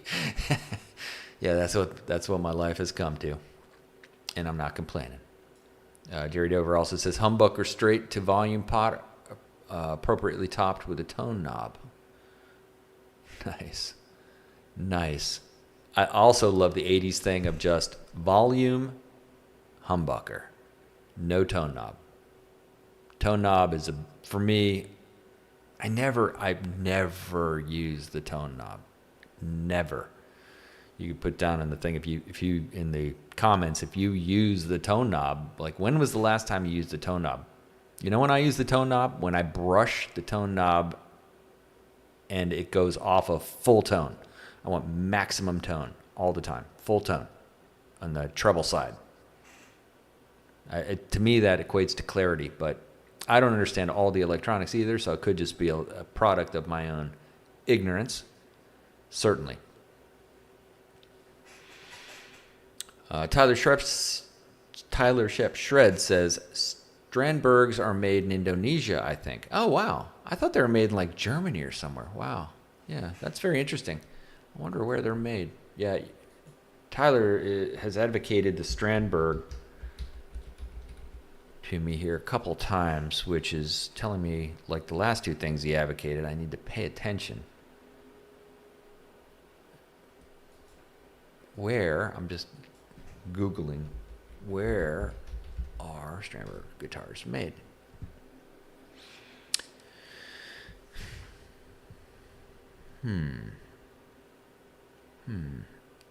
Well, they're made in Indonesia, except for the made-to-order ones that are ultra expensive. even for a Strandberg, which are made in Sweden. There you go. Yep, you got it, Tyler. Yeah, they're made in Indonesia. Isn't that interesting? We were just talking about Indonesian-made guitars. Yeah, it always comes down to quality control and manufacturing practices. Time spent, I would claim. And Indonesia, I think, is a guitar manufacturing powerhouse of earth. I went to, I'll tell a little quick story here. And that was that today, after we went for the hike and threw the ball a little bit, I said, I think I'm going to go to a pawn shop and see. Sometimes I think, like, I'll go to a pawn shop, see if I can rescue any guitars, see if there's anything there I like. They're always like, well, let's make you a deal. You got a guitar that you could buy new for $450. They got it for $379. Things looks like it's been through a hurricane and dragged behind a pickup truck for a week. Strings are so rusty that you could smell them before it's 5 feet away from you, the rust. Well, I played a whole bunch of them and didn't find anything I liked at all. But was offered the phrase many times, we can make you a killer deal. It's like, yeah, garbage. But then I went to a small mom and pop place down the street from me, and I played a few guitars there. They had rusty strings too. And I actually played a Music Man Mariposa guitar, which I think, Tyler's one that you have also. And that one impressed me, honestly. I've only just played that one, but it looked like the shop guy that I know had lowered the action and given it a setup, because it played pretty darn well. And I know if this guy does it, he can make most guitars play better than they would have normally. So that one I was almost tempted on. I might think that one through again, see if it's still there. I think I'm going to take one of my Fireflies over there too for the put it on consignment. See if, I need to reduce the amount of Fireflies I have. I really don't need that many. I had some that are great, and then some that were just okay. The Gibson Les Paul style one that I got, it's just okay. It was my first Gibson Les Paul style guitar, and I don't like the way it was heavy, and I didn't like the way the pickups sounded on the thing, and I don't really want to replace it. It was one that had three humbuckers. So I looked in the wiring, it's like, this is complicated, and I'm not that crazy about the way it sounds, and I'm just going to bail on it. Kind of a pretty looking guitar, but yeah. But I came back and my fingers were literally red with rust, red and brown, and they smelled like rust, which I thought was kind of cool. That's a good way to spend the end of your Saturday. Like, let's just go play some guitar, see what happens. Well, nothing happened, but I did get some new experiences. I got to play that Mariposa, which almost looks like a Jetsons guitar. If you've ever watched the Jetsons, like that Art Deco. I love the shape of that guitar. That's why I thought it was so interesting that I saw you playing one of those. But yeah, I really like that, actually. So who knows? Maybe I'll get one. I'll probably get a new one if I get one, though. Jerry Dover says, if you can find a Charvel with a collar tremolo within your budget, grab it. Okay. Interesting. What I do is I take notes on things that I find to be very interesting, but I don't have enough time to look into now, but I'm going to write that into my little notepad here, which is Charvel with collar trem. Have you encountered these people that call tremolos vibratos? Because it is a vibrato. I mean, I get it. It's not a tremolo, it's a vibrato. But I call it a tremolo because Leo Fender called it a tremolo. And interesting thing, and although it was a misuse of the word, it's really a vibrato. A tremolo is a different thing sonically, I suppose. But he also apparently had an amp that there was a setting on it for tremolo, but it was actually vibrato. So it looked like they got them both switched. They both were, those terms were switched. But we always called them it was an interesting thing. I played a Ibanez RG in one of the pawn shops, and it was the best guitar out of all the ones that I played. But it like the nut was pinching the string. It had issues. The fret edges were sharp. I was like, oh, this is.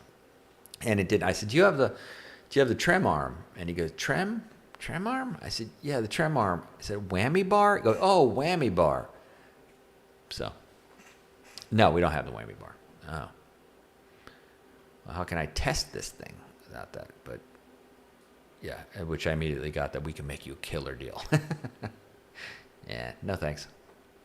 Yeah, especially when you can get one of these new Ibanez RGs, the inexpensive ones, for right around $400. Some of them now are like $370 to get into an RG, get that RG neck experience. I got a RG 421 PB, yeah, RG 421 PB poplar burl, which I love. It's great, but it took a decent amount of work to get it to where I wanted it to be, but it's there now.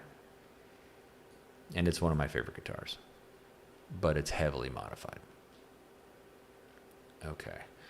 Yeah, I found you by doing a search on Firefly mods a week ago. Oh, okay. Yeah. Killer, man. Yeah, I went through a real Firefly mode. I got 7 over the course of like a year and a half. And most of them were really awesome, actually. I got 2 Telecasters, the style guitars that I really, really like. 2 of the Stratocaster ones, which I think we're going to be showing that one tonight. How many likes did we get up to? We're still at 8, only 2 more, and we showed the Fireflies. So come on, hit those thumbs up if you want to see that stuff. Yeah, I found you by doing something on the Firefly mods. Yeah. Well, we're gonna be talking about that most likely. These specifically, you might have already seen the videos I have on these 2 guitars, but I have not given an update. Oh, I did do an update video on both of these, I think so. Yeah, but anyway, we'll look at them. Jerry Dover says, I want to put a push-pull for tone in the FSST. I think you mean FFST. Eliminating one tone pot, relocating volume pot down. I hit it too much and put a kill switch in that hole. Oh, okay. That's kind of a cool idea. Got rid of the 5 and put in the kill switch. Excellent mod, man. That gives me a great idea to do that as well. Also found a 10-way switch. Wow. Did you know that initially the Fender Stratocaster, this is what I understand, had a 3-way switch? I didn't know that. Oh yeah, Music and Gear, you're up late, man. But you're on the... What are you doing here? Good to see you. It makes my day.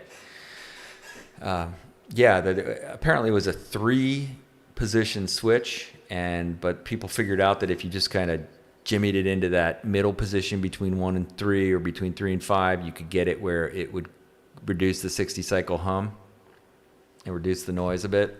And then they went to the 5-way switch, which actually put a position in for that. I thought that was kind of fascinating, honestly, that it was just something people discovered. Yeah, Tyler Shep Shred says, people complain about Strandberg being overpriced because of them being made in Indonesia, but I think you get what you pay for. Yeah. I mean, who cares where it's made? If it's awesome, it's awesome. Honestly. Yeah, that's definitely my view. Yeah, Music and Gear, welcome aboard. We were just talking about you before you jumped in the comments here. Man, I was saying, jump over, check it out. YouTube never sent me a notification. You were on. Oh, okay. All right. Well, this happens. Hey, guys, it's past my bedtime. Laugh out loud. Yeah, I always am kind of amped up after these, so I'm probably going to continue to forge forward and watch another, at least one more. I got to find out what happens next. At least one more episode of that American Primeval. I'm a sucker for Westerns, and yeah, I guess I've just got to go all the way on that. Good, my ears were burning. Laugh out loud. All right, let's see here. Let's see if we got to 10. Did we get to 10? You know I'm going to do it anyway, so. We didn't get to 10. We got to 8. Close enough. What is this, a math class? All right. I'm going to show you my 2 guitars. So stand by. I will grab them. I think what I'll grab first. Yeah. All right, I'm going to grab the Relic guitar first. which is clearly a copy of a Charvel awesome guitar. I mean, the finish looks almost. Thanks, Tyler Chef Shreds. Yeah, hit the hay. Appreciate you being on. I'm up crazy late tonight. I just waited too long. I'm going to try not to start so late. And then I started to watch Music and Gears thing, and I don't know how long I was on there, but I love that. And then I went on to Rick Renstrom's live, and I think he just about melted that guitar. He shredded so hard, and I couldn't stop watching that. And then they started to talk about football, and, well, it was all over but the crying at that point. And here we are at the late hours. But, yeah, we'll bring this to a conclusion here pretty soon, but I do want to live up to what I said. We got pretty darn close to 10.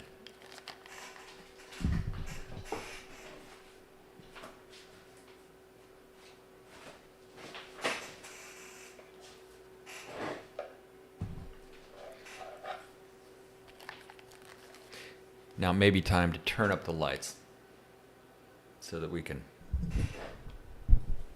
get this out of the way and see if we can, I'm doing this vertical streaming tonight, so the field of view is not that great. This guitar, you can see a very similar version of it if you go search. But it is a close replica. It's made of ash, and I believe it's made of ash because it weighs just shy of a boat anchor. It's at least 9 pounds. I mean, it's a heavy guitar, but well worth it. I mean, the whole thing vibrates when you play. And I do my own little thing of just putting on different color volume knobs, purely superficial. Just a quick rundown. I put a Switchcraft switch in it and upgraded the jack to be one of those kinds that has the 2 leads on it, or I guess you call them leads, but clips on the inside so that it holds it in better. This was kind of weird because the way that they had the jack in there, it bumped up when you put the cable in. It bumped up on the inside of the thing, so I actually had to move it forward so that you could even put the cord in. It's a good example of weird stuff you encounter on these guitars. And when it came, it was, this thing is like reliced, a crazy amount of relicking on it. This is the only relic guitar I've ever bought. And it appealed to me immediately for some reason, probably because it's a white Stratocaster style, guitar. But they had obviously sandblasted it with all of the pickups in place. So there was like sand underneath the volume knobs. There was sand everywhere, and I just didn't like it. And they had these weird they bent steel saddles on it, like kind of trying to copy the Fender vintage bent steel saddles. So I went ahead and replaced them with these brass saddles that I popped up off of Amazon. I believe they're Goiker saddles, and I've been very, very happy with them. They're the kind that have they're brass saddles, but they have the little roller in here. So now the other thing was that, which I liked because I thought maybe I'd use this trem, but then I didn't like the trem at all. So I just thought, I'll just tighten the claw right up to as high as I can and just lock it down that way. Well, what I didn't realize was it was already, the trem claw was already tightened all the way up. Like they had already put it all the way up, but on the inside of the guitar, the screws actually come through into the cavity. I've never seen that before. So that was kind of bizarre. So like the shielding tape, the 2-sided shielding tape that's in here actually is over the screws. I mean, they don't come out like pointing out, but they definitely come out of the wood on the inside. Really weird. But it was already pinned. So this thing is like rock solid nailed to the thing here. So this is a fixed bridge for all intents and purposes, and I would never try to even use that bridge. I don't know if they work well. Probably Music and Gear could tell you, because he has much more expertise in this stuff than me, but I just thought, oh, the heck with it. And I don't think I need to do anything else to lock it down, but this has been, after all the other mods I did, it's been a very stable guitar for tuning. And the neck was very good. Just with a little bit of adjustment of the truss rod, it became a guitar that has great action, plays very well. Now, I'll tell you one thing, and this is something that Music and Gear covers on his channel, which is to look at the frets and see if we've got any uneven frets. There were uneven frets all throughout here and there, and I used a fret hammer to just tap them down. I used the rubber side of it to just kind of go easy, actually, or the plastic side of it, tap them down, and I was able to get them kind of resting in place. But one of the things I'd like to do more to this guitar would be to glue these frets down, but I haven't gotten to that yet. I did a little bit of filing of the fret edges. They were, I don't mean the edge of these ball-end frets. What I mean is the edge of the fretboard, to roll them just a little bit on the edge, which makes it a little bit more playable, comfortable.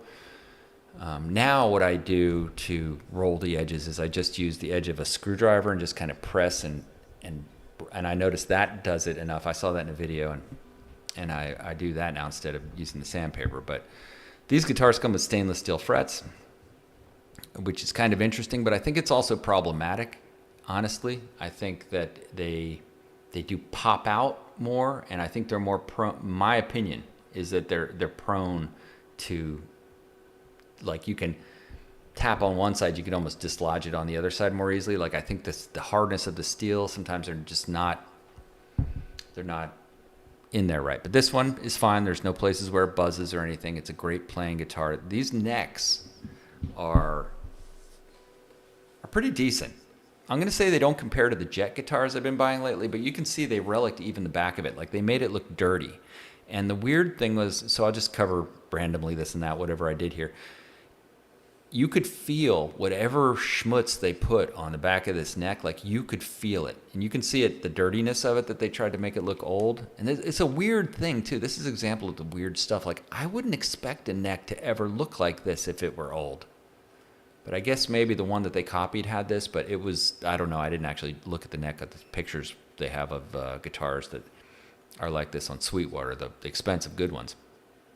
But, yeah, I ended up having to go with some very fine grit sandpaper and sand this down, and now you can't feel it. It's very smooth. But these necks are actually very playable. I noticed that you can get all the dimensions for everything for the radius and everything on Music and Gear's channel, but I noticed that they are, it seems like a very, I know it's they say it's one radius throughout the neck, but it seems like a slightly more flat fretboard, if that makes any sense. It seems a little bit wider, and I haven't measured it than my other Jet guitars and some of my other guitars, but anyway, it's a very playable neck.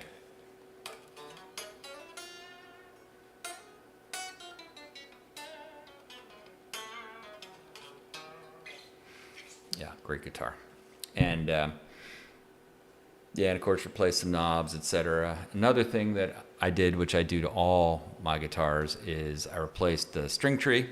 In this case, I used a Graphtec graphite string tree. These aren't my favorite. I've actually gotten one that I like much more now, which I got off of, what's the name of it? Guitar Hay.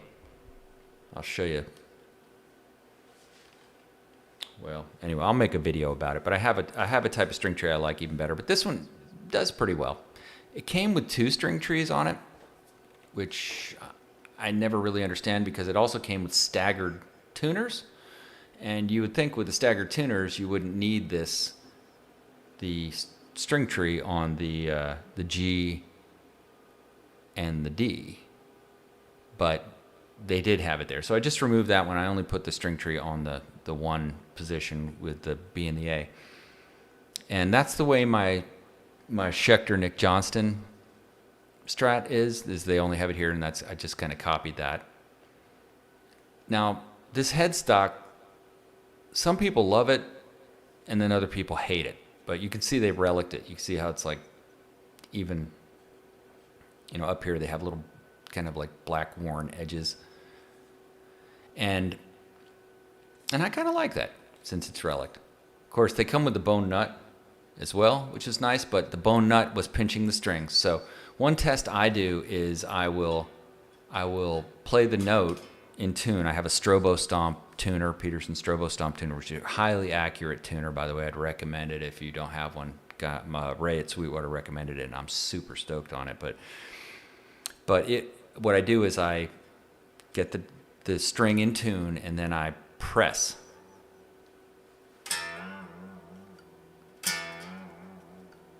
See how it returns to pitch there? Hopefully you can hear that. It goes right back to pitch. But when I initially got this, even with the bone nut, when I would do that, it would not return to pitch. It would be out of tune once I did this. That's the tell, man. I can't tolerate out of tune guitars. Like, no way. Especially not if I'm recording music. I mean, heaven forbid I record a song and it's out of tune. And that creates nightmares for playing with it. And also playing any of the parts with it just sounds janky. So I got to have it be in tune. So I bought a set of those Music Nomad nut files, which are, not great quality nut files, but they're good enough to find. Now what I do is I find where that issue happens, because I really believe most of your tuning issues are happening right here. And I file the sides of the nut slot so that until it doesn't do that anymore. And I found that to be very effective. And also, if you don't do that, you're just constantly retuning your guitars. I really like to bend the strings, and when you bend them, well, it doesn't matter if you have a tremolo or not, you're going to pull it out of tune, and that just is so frustrating. So yeah, I did that. Another thing I did was replace the tuners. I always replace the tuners with locking tuners just because I like the ease of changing strings, honestly, even though I'm not using so I replaced them, even though I'm not using the trem on this guitar. I replaced them with hip shots. Now, these hip shot tuners are, I think, pretty excellent. I believe they're 18-to-1 ratio, and they're really solid, but they come with this thing called a UMP, a universal boomer bends. Yeah, fully boomer bends. That's right. I love that. Yeah, so these two plates that would theoretically negate your need to put screws in to secure them, which sounds great and works typically great on guitars, no problem. But if you don't tighten down the tuners on the front enough, on the here, if you don't tighten them down adequately, then what happens is the tuners can kind of shift in that thing. So you really have to make sure they're tightened enough, which we're in Florida here, so there's constant temperature changes. It's just a never-ending humidity temperature change. So things get loose. And I found that it would be going out of tune because those tuners were just kind of shifting in place, which is super irritating. So what I did on this one was I took off that universal mounting plate and I just screwed them in. I got the right size drill and put painter's tape on the drill bit to just go deep enough, and then I put the screws in. But I thought I had it all perfect, but then once I got them on, I realized, oh yeah, I messed it up. I don't know if you can see, but it's not perfect. The one tuner down here at the bottom is like isn't even with all the rest. Now, that bothered me at first, and then I thought, who cares? And that, because this looks like it was dragged behind my pickup truck, honestly. So, you're going to notice that. That's the other cool thing, is you end up bumping it into the table. Doesn't matter. It just adds more relicking. Yeah, so would I ever get another relicking guitar? Relict guitar? I've asked that question. Probably the answer is no. And the reason I'm going to plug it in, the reason that I wouldn't get another relic guitar is just because I don't have any on my radar right now.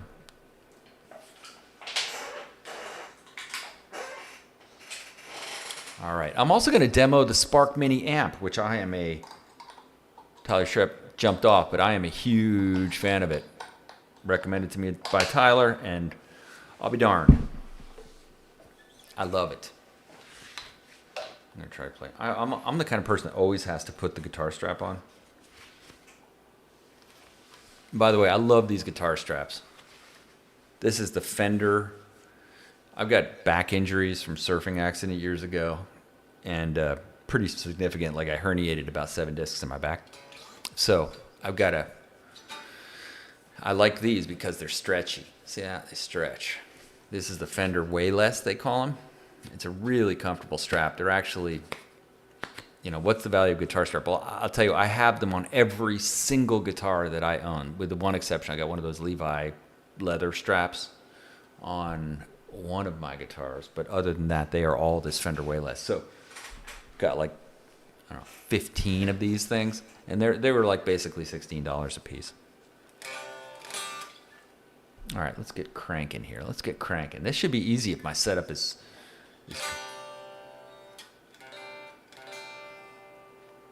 it's almost in tune. Almost in tune. I need to get more multicam set up here. But I'll tell you, securing those tuners in with screws really helped.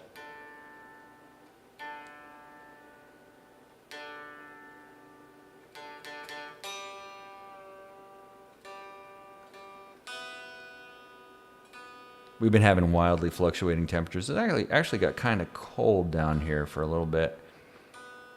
Got down into the low 40s, which feels like nothing to anybody who lives in a place that has cold temperatures. But if you live in Florida, where it is basically 95 degrees for 4 months out of the year, 40 degrees feels like you're in the Arctic Research Center, man.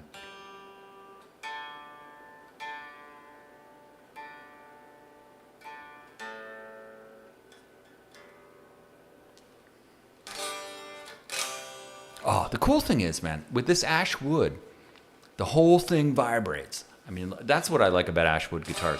When they sell them in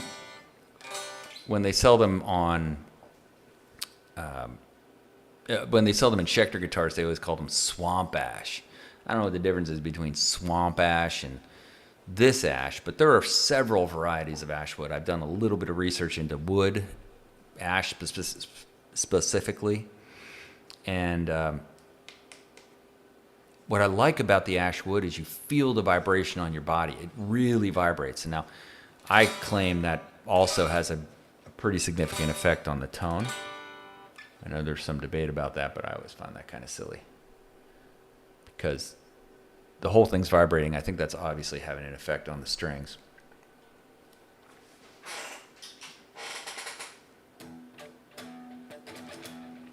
Hey, it works. Which is when I drop the pick.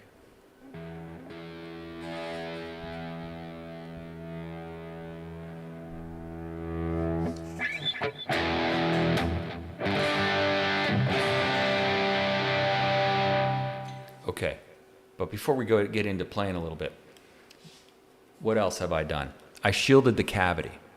And I could not get the pick guard off without taking the neck off, and that irritated me. So I took out a Dremel tool, and I just Dremeled out the bottom of the pick guard so that now I can, because I know I'd be changing pickups in this. I wanted to change pickups in it a couple times. I have changed them twice since I got this guitar. I got some cheap ones off of Amazon, and then I went to this, which are Guitar Fetish pickups, which I really actually like. I went with the, who would have guessed it, the Eddie Van Halen humbucker, one of these gold ones, and then I went with the Jimi Hendrix. We were talking all about this stuff in the live. The Jimi Hendrix single coil, and I think they're decent sound. They're noisy single coils. They're not like the noiseless. Got some Fender vintage noiseless in the cabinet back there that I'm going to be putting into my Jet guitar. Stay tuned for those videos if you're interested in such things. But I really like it. And the other cool thing is when you get those Guitar Fetish pickups, which this is the first time I ever did it, I got what they call the import kit, which is just like smaller pots that they come with, but it's a pre-wired harness, and it makes it so that they can be it just plugs in with those like little 3.5 jack connectors, and it's a real tight connection. It worked great. I was wondering if it would be some kind of problem. Oh, I can feel that kimchi now. Or not that kimchi, that kombucha. Maybe I shouldn't drink that right before bed. That's why I'm going to have to stay up and watch that American Primeval. Yeah, maybe let's see. Yeah, so what other changes did I do besides that? Told you about the sanding, the filing of the knot. I think I got everything. Yeah, so those are the modifications. All right, I'll do just a quick tone demo for you.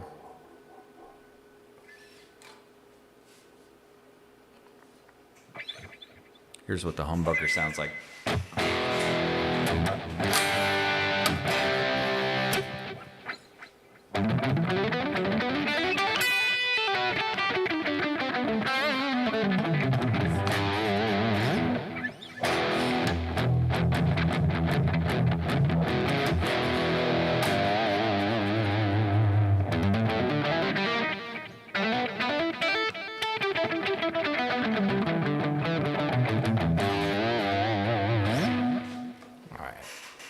See if we can't get a little back and tracking.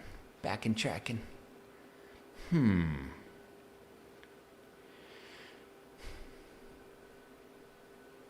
I can get a quick back and tracking up here, we should be good. I've got so many songs to choose from. I'll just go with the old standard. Yeah, it actually shows my playlists on here from YouTube, which is really convenient.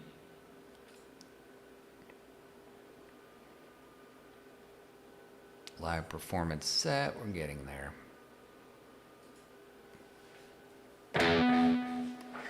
Oh, that sounded brutal. Here we go. This one's called Joker in the Sage.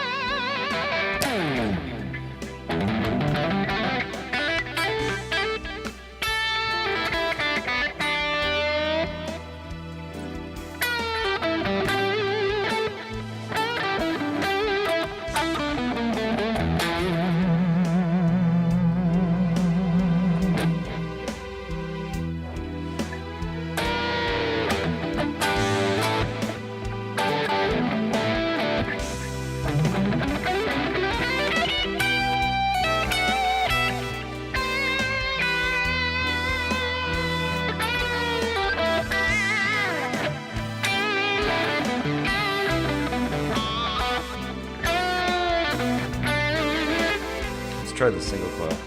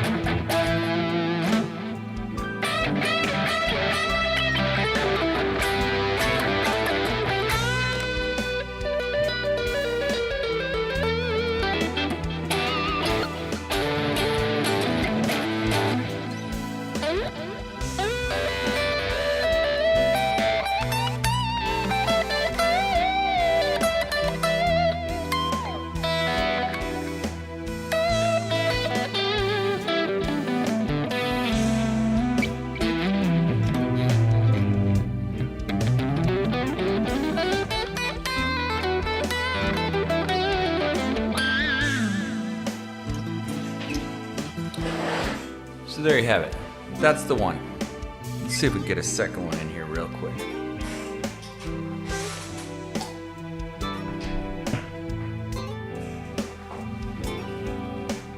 I'm tangled in 1,000 chords.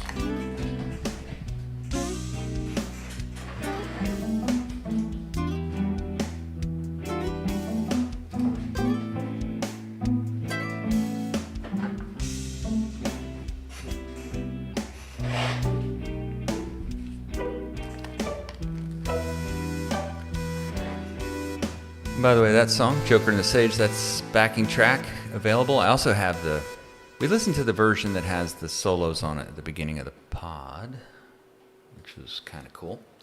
All right, so this is another Firefly FFST. This is basically a Stratocaster style guitar.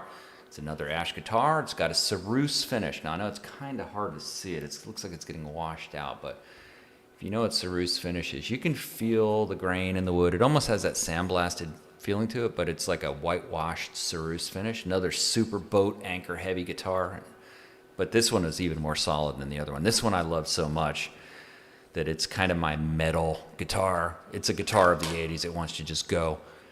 I got Seymour Duncan pickups, so I put basically, I don't know, $300 worth of pickups in this thing. It's crazy to spend that much on pickups, I guess, but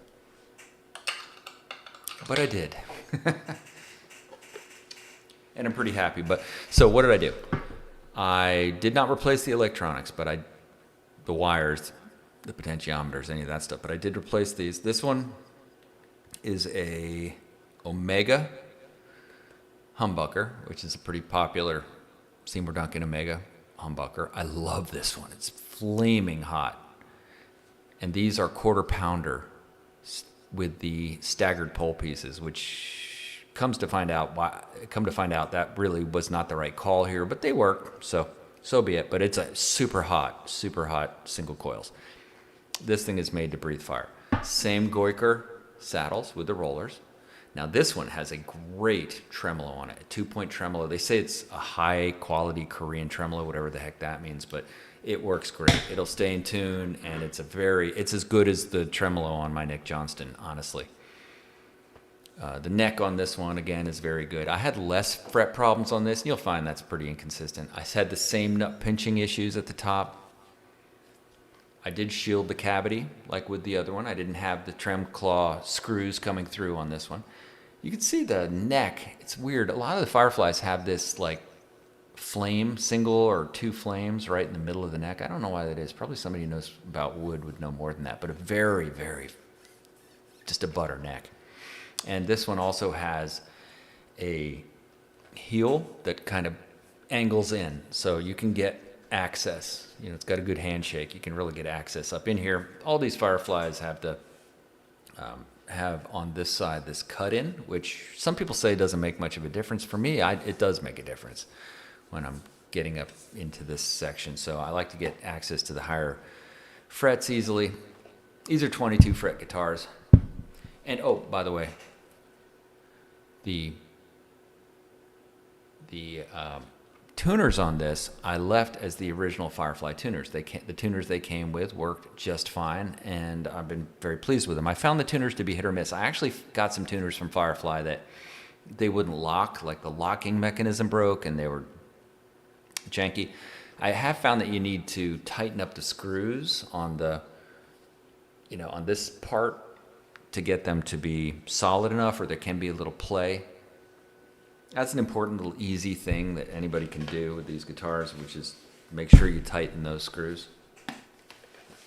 I always do. I don't mind if it's a firm fit. Let's see if this thing is in tune. I always like to use these things too, which is to deaden the strings in case you have them ringing out.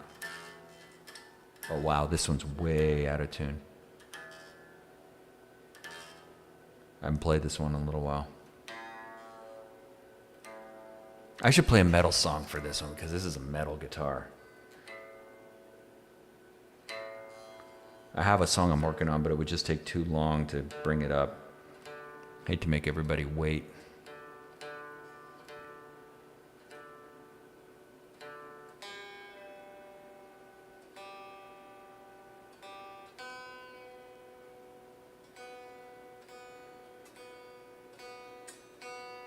Yeah, does this make sense? It's warm.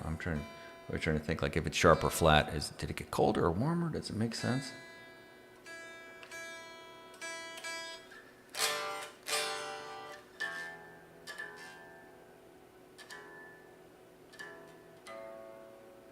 I got this one to float pretty nicely on the back, so there's a nice space. This one's actually a floating bridge.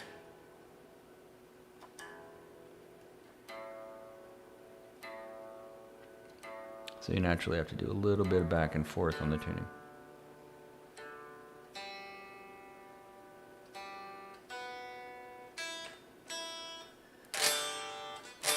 All right, let's see what this sounds like. I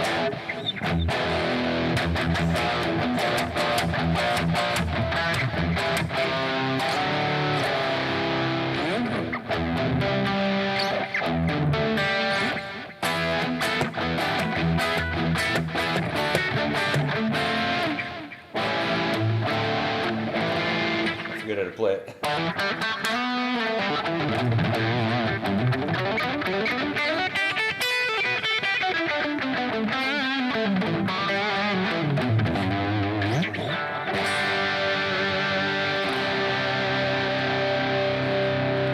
Single coil, the middle one.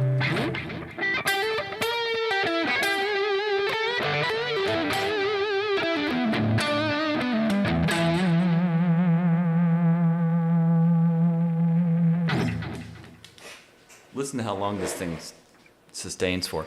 Now you can see that middle position, single coil, it sounds almost like a humbucker.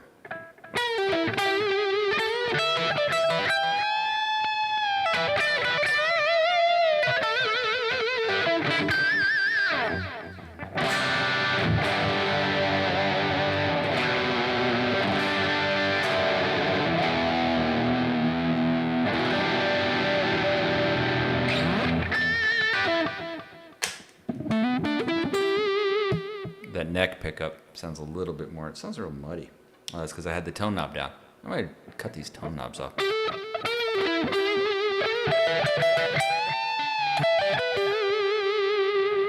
Let's see how long it sustains a note for.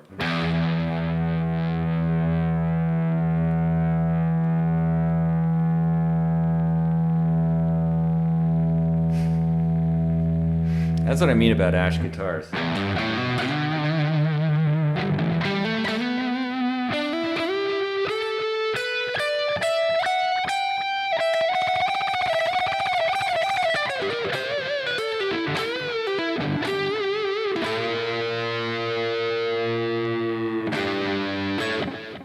Yeah, so pretty cool, but I mostly just keep it on the humbucker.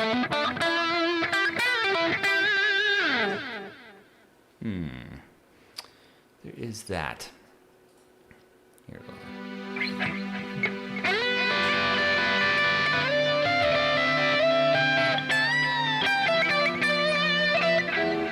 This is a song called Painting Circles Across Infinity.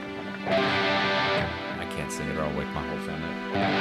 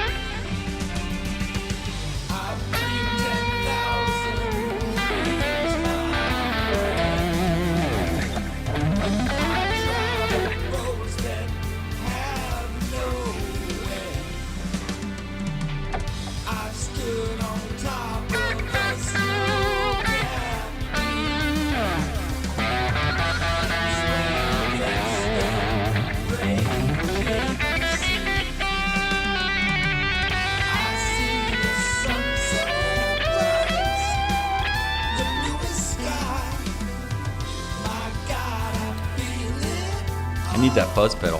There's no reason why.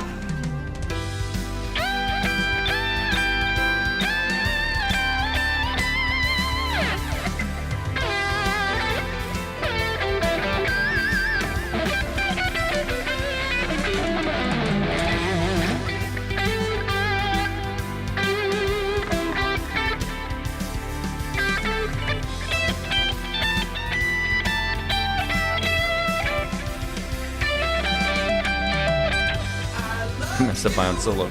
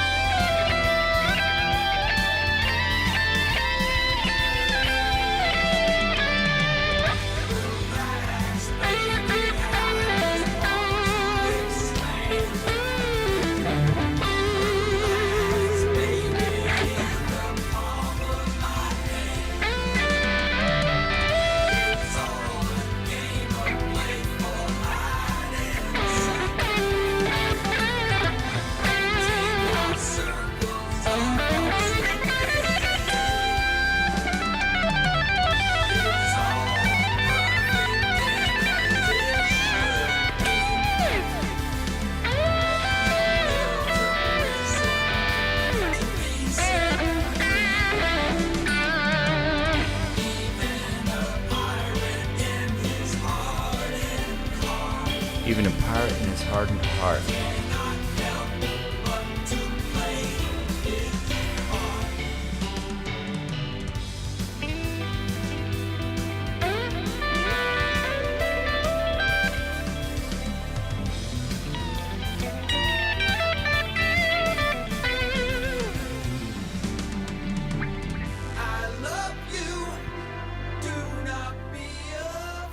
All right, well, let's look at the comments, make sure we didn't miss any, and I think I'm about ready to log off. I appreciate everybody being on this stream with me tonight. This was absolutely outstanding, super fun. I always have fun doing this. I had a lot of fun at this one. I also had a lot of fun at Music and Gear stream, which was super cool to catch that.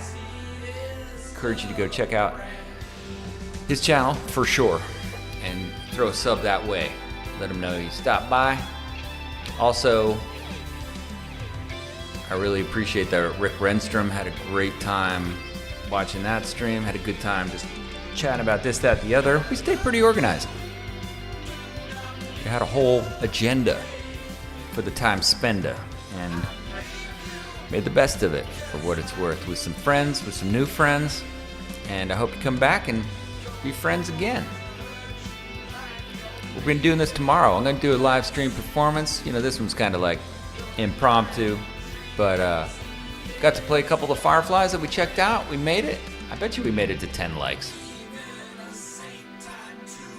You know what we say here at the end. Even a saint tied to a burning stake.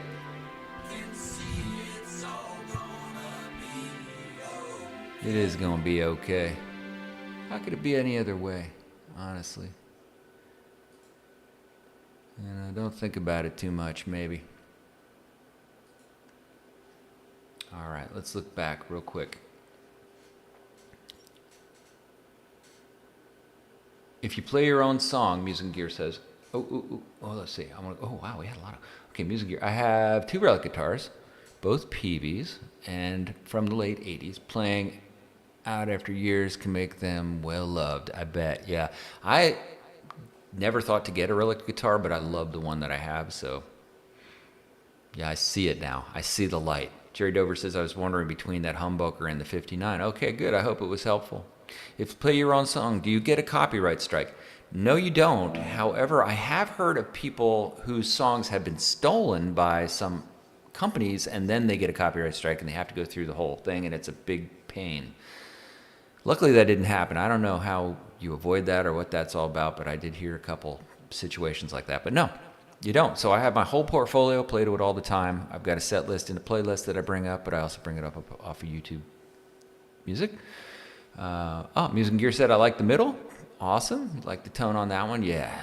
Some of this, especially on the Guitar Fetish, I actually like the Guitar Fetish cheaper ones better than these quarter pounders, to be perfectly honest, even though I spent 3 times as much on these. Yeah, sounds good for budget pickups. Yeah, thanks, Jerry Dover. Jerry Dover also says that guitar, that's the guitar you were demonstrating that I caught. Sounds awesome. Awesome. Nut pinching. Why'd you have to say that? Says Humble Mumble. Excellent. Gold star to you for that comment. Thank you very much. That's right. We got all the guitar cliches in tonight, including the loose G string. Knows about wood.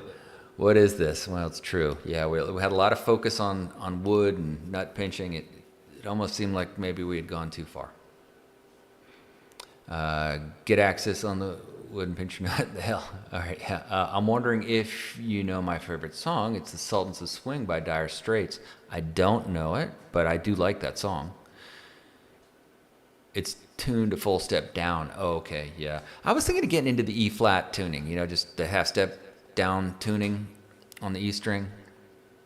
Like Eddie did it, like many others did it. And then I was like, oh man, all my songs are in just standard E. And if I did that, then I'd have to have multiple. Oh, it turns out I have multiple guitars, so it wouldn't be that hard. So I might end up doing that. I do like the sound of the lower tune, the slightly down step. Do you tune the B string to standard? Or do you tune to G? I just do standard tuning. Yep. Okay, guys, the toothpicks hold my eyes open are breaking. Looks like Music and Gear is ready to hit the hay. So am I. Awesome. Jerry Dover, be careful with your fingers. Have demo to finish with bad fingers. Oh, uh-oh. Well, I hope your fingers turn the corner. And I think mine have. My fingers are okay tonight.